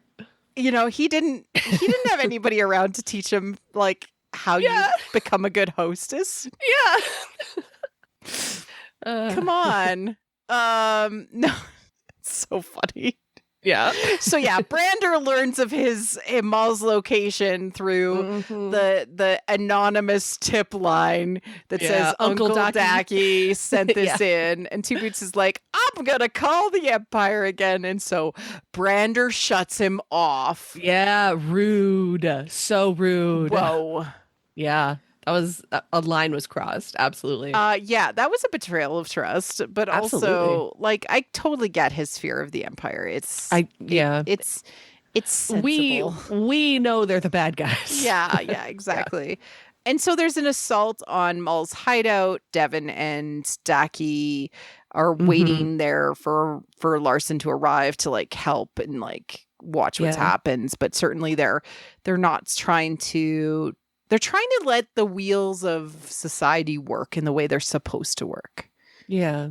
You know? They're trying to let them do Devin is anxious and she's like, pacing and she, you can tell like she wants to get on in there. Yeah. Maul attempts to reason with Lawson and is like, hey, you're a reasonable man. You're smart. You didn't call the Empire. Like, why don't we just like pretend this never happens and I'll just like rule the underworld and you will rule the overworld and we just won't bother each other. And we'll be cool. And so as above, so below. He is recommending we live in a symbiotic system, and if we disrupt everything, it will be bad for all of us. Yeah. Now, is Maul's offer extremely reasonable, or am I just villain pilled? Like, what's going on here? Because I was like, listen to the man. Listen to him. He's Cassandrine. Fair enough. Fair enough. He's doing everything he can to stop the Empire from showing up, and which is insane because Lawson wants the exact same thing. But Yeah. you know, it's like a paladin showed up and was like, "No evildoer."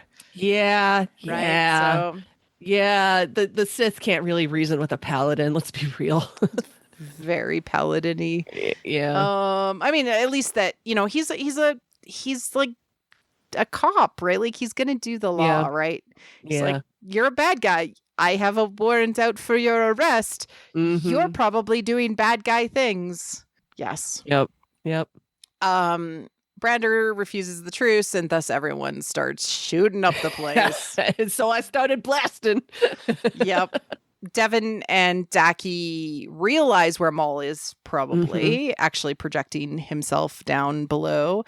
More projection, Maul. Really? Yeah. Molograms. Yeah. Yeah. And he's like, "Oh, you brought your crazy uncle. Master? Question mark?" Master. He does this like little bow. He's He's like, so nice to meet you. "I would like to take your apprentice as my apprentice." Yeah.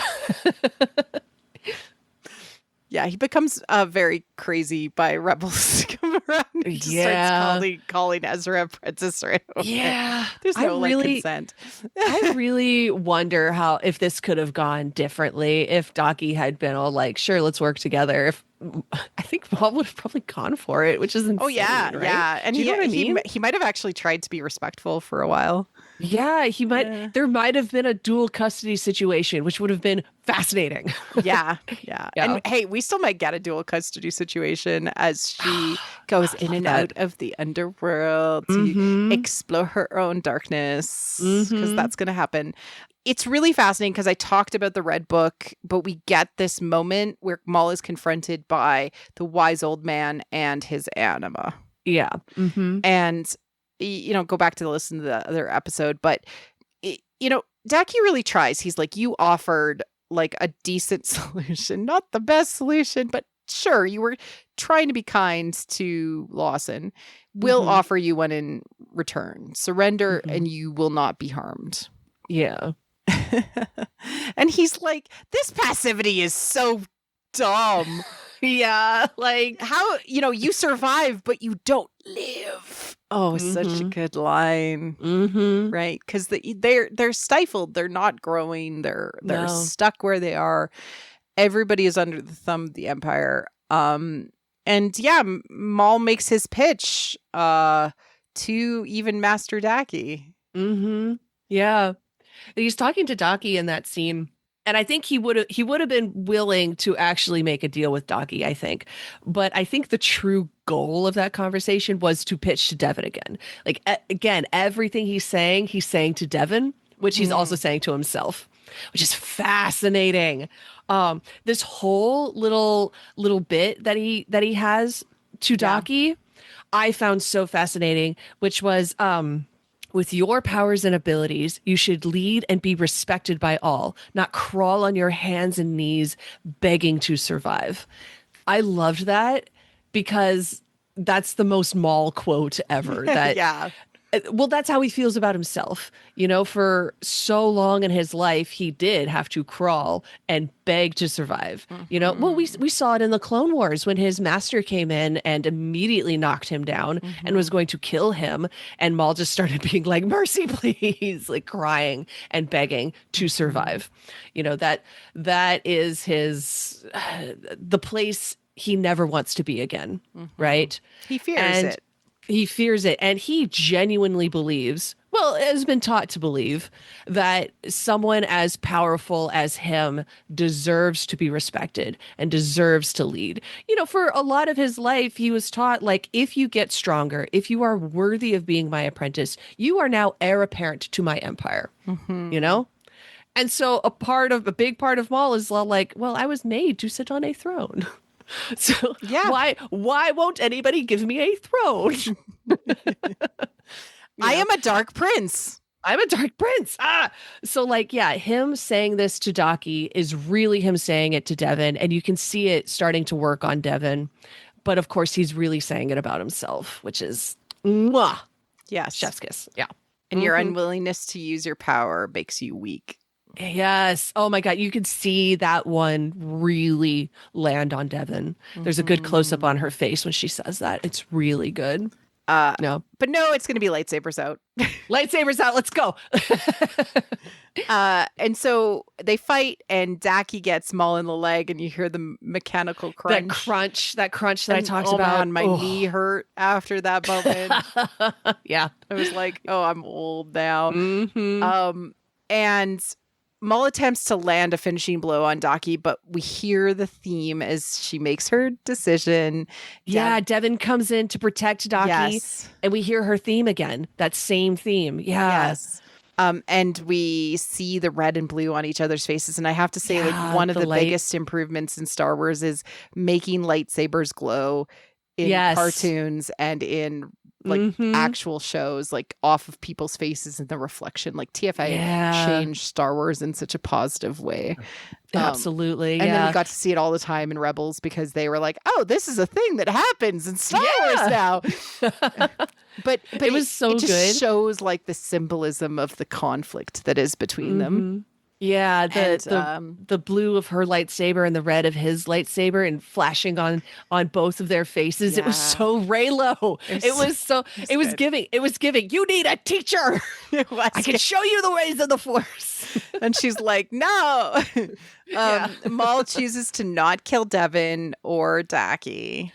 That was incredible that he, there's that moment he really could just end it right there, but instead he just kind of smiles at them and walks away.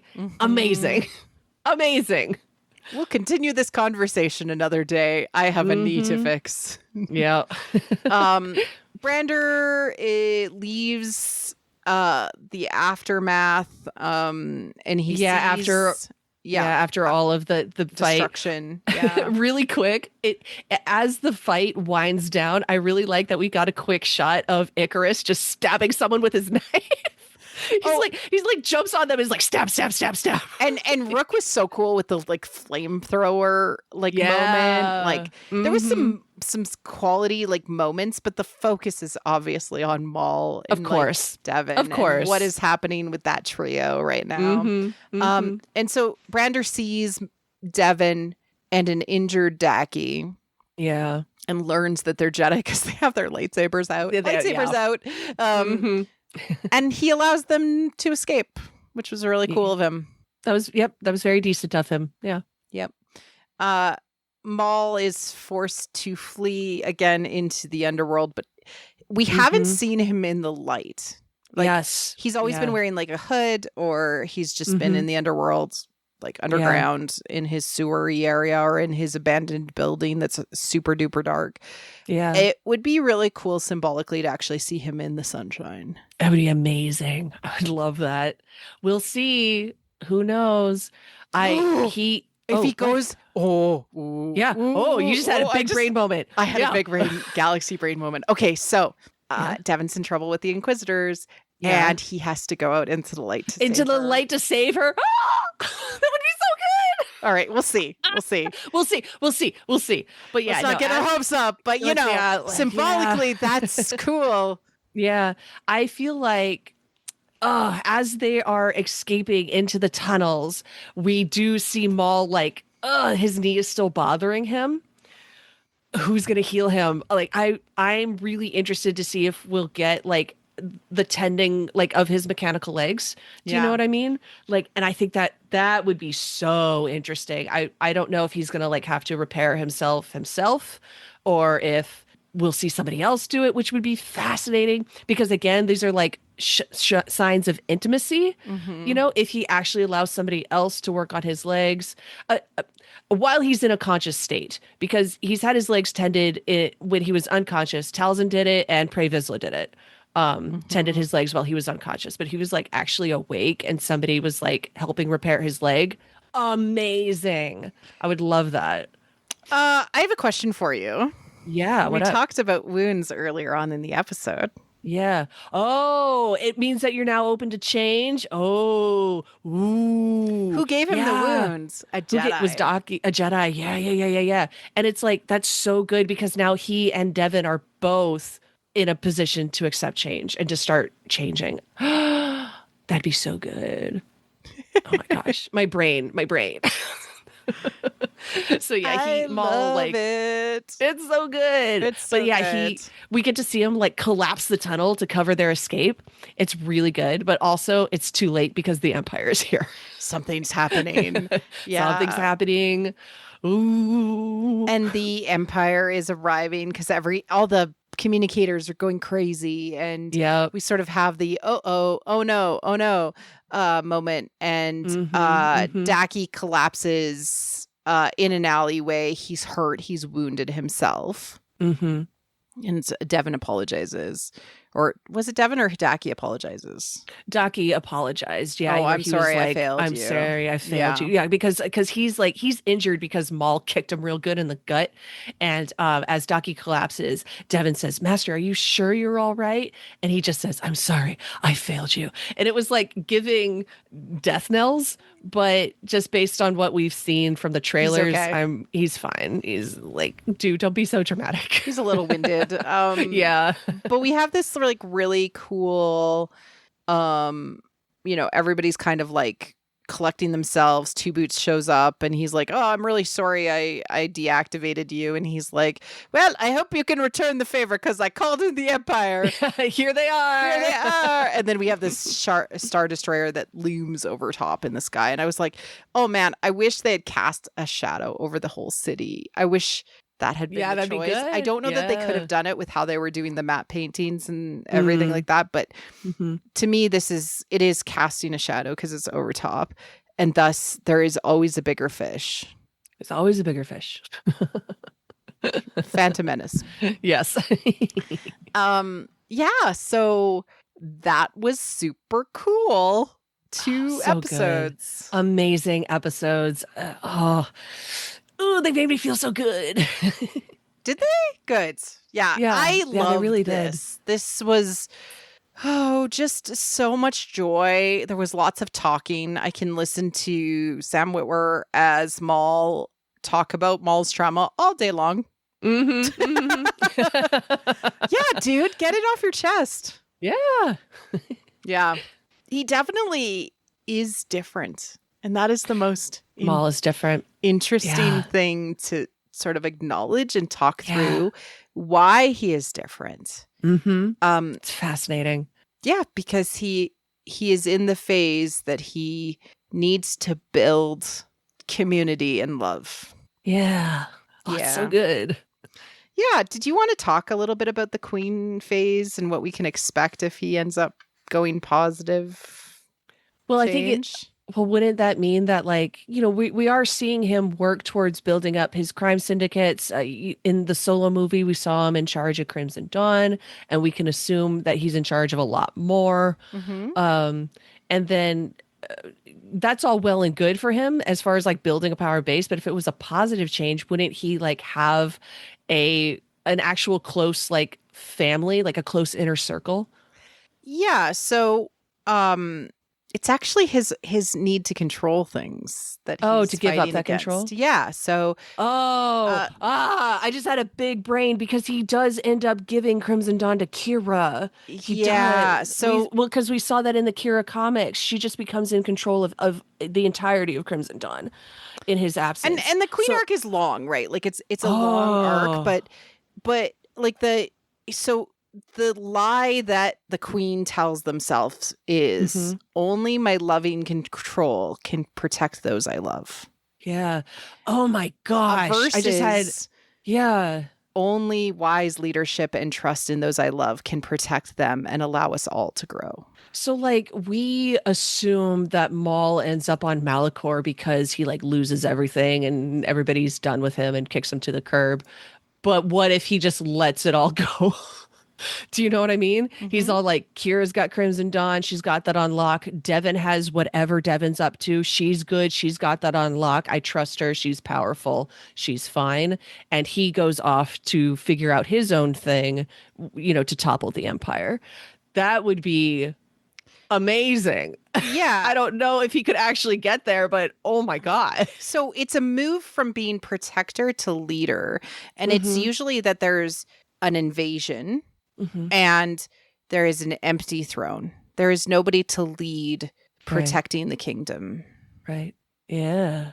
That's a lot to think about. That's a lot to chew on. But it makes me recontextualize the relationship with Kira a lot. Yeah, absolutely. Like absolutely. Yeah. Dude, were you balanced for a while and we just haven't seen it? He might have been balanced for a while, which would be insane. I mean, in the run up to this show, Sam Witwer was talking about how Maul is learning to delegate, Mhm. So if he actually learns how to like delegate and actually feels balanced, amazing. It means that It's something he to has aspire to. confronted a lot of the darkness within himself and Mhm. doesn't use that fear to prevent others from individuating or from letting people go through fear of loss of them. Mm-hmm. Yeah. I mean, in Solo, he was still like a fearsome thing. Kira and what was the name of Paul Bettany's character? Oh, that guy. Oh, shoot. That guy. Oh my gosh, I'm such a fake fan. What was his name? Oh my gosh. But you know what I mean? They were very much afraid of Maul. Do you know what I mean? So him being balanced and being like Dryden Voss. Dryden Voss. Oh my gosh, of course that's his name and I totally forgot it. But yeah, him being like, hey, you know who I work for and you know he doesn't tolerate failure. That doesn't necessarily sound balanced, but also he's Maul. He's going to lead through fear, or at least a little bit, I think. Yeah. I don't know. It's really interesting to think that he maybe he was happy once. Yeah, maybe he was happy once. That it's something to aspire to. It's something for me to hope for, Yeah. I can hope for it. Were you at once in your life happy? Yeah. Maul that would be beautiful. I would love that. Just to know that there was even one chapter in his book where he was happy. Amazing. Out of 20 episodes, we will get one. Yeah. Yes, please. Where he's like in a field. In a field. Touching grass. Having tea. Having a little picnic. Yeah. In the sunshine. Yeah. Is that like what we talked about with Sisyphus and when the boulder reaches the top of the hill and you get to look around? You get to look around, yeah, while the boulder rolls back down and you just kind of turn around and breathe for a moment. It sounds nice. Sounds nice. We must imagine Sisyphus and Maul happy. We must imagine Maul happy. There it is. There it is. Any final thoughts before we wrap up other than, wow, these episodes were so good. They were so good. I'm definitely going to be on the lookout for more of Devin's theme to see when and how it's used. I am definitely looking out for the Sam Witwer screams inside the lightsaber to see Sith if like whispers. The Sith whispers as well. If he is hunting Devin more, if we hear more of the Sith whispers, I hope that like my little theory that like Sam's screams are only heard when Maul doesn't want to be fighting. I think that would be interesting, but we'll see. We just don't know. Real hyped for next week. Let's go. Yeah, let's go. Can we get the episodes today? No. Yeah. We have to wait an entire week, and so do you. But we want to thank you, everyone, for listening. Feel free to drop comments on wherever this post is that you found it, wherever this was posted, or on YouTube. I really love reading them, and I really love engaging in the conversations around this because it's so deeply psychological and so very interesting. Katie, where can people find you if they're looking for you to scream about Maul? Please scream about Maul with me over on Blue Sky at Poe Hot Dameron. It's literally my favorite thing to do is to scream about Maul. So, It is your yeah, pastime. it's my pastime. Yeah, the great work of my life. Yeah. Some people play baseball. Some Yeah. people scream about malls. Scream about Maul. Yes. So absolutely. Yeah. Come hit me up on Blue Sky. That'd be fun. And if you're looking for me, I am also on Blue Sky. And yeah, thanks so much for listening. And we will see you next week. Cheers. Thank you for listening to What the Force. I'm Marie-Claire Gould, your host. Our orchestral music is by Christy Carew for What the Force. You can support the show directly on Patreon at patreon.com/whattheforce. We would like to thank all our patrons, especially those who love and are obsessed with What the Force. Christian R., Adrian, Sarah Joy, Scott, John, In Wild Space, Minky Moo, Derek C., How Rude, Christian Luca, Carly Ann, and Scott C. Support the show by wearing the Force with our merch. Like and subscribe on YouTube, or leave a 5-star review on iTunes or other pod apps. It helps people find the show. You can connect with us on Blue Sky at WT Force, What the Force Podcast on Facebook, or on our website at whattheforce.ca, or our Discord. Links are in the liner notes. Feel free to reach out and start a conversation. Cheers.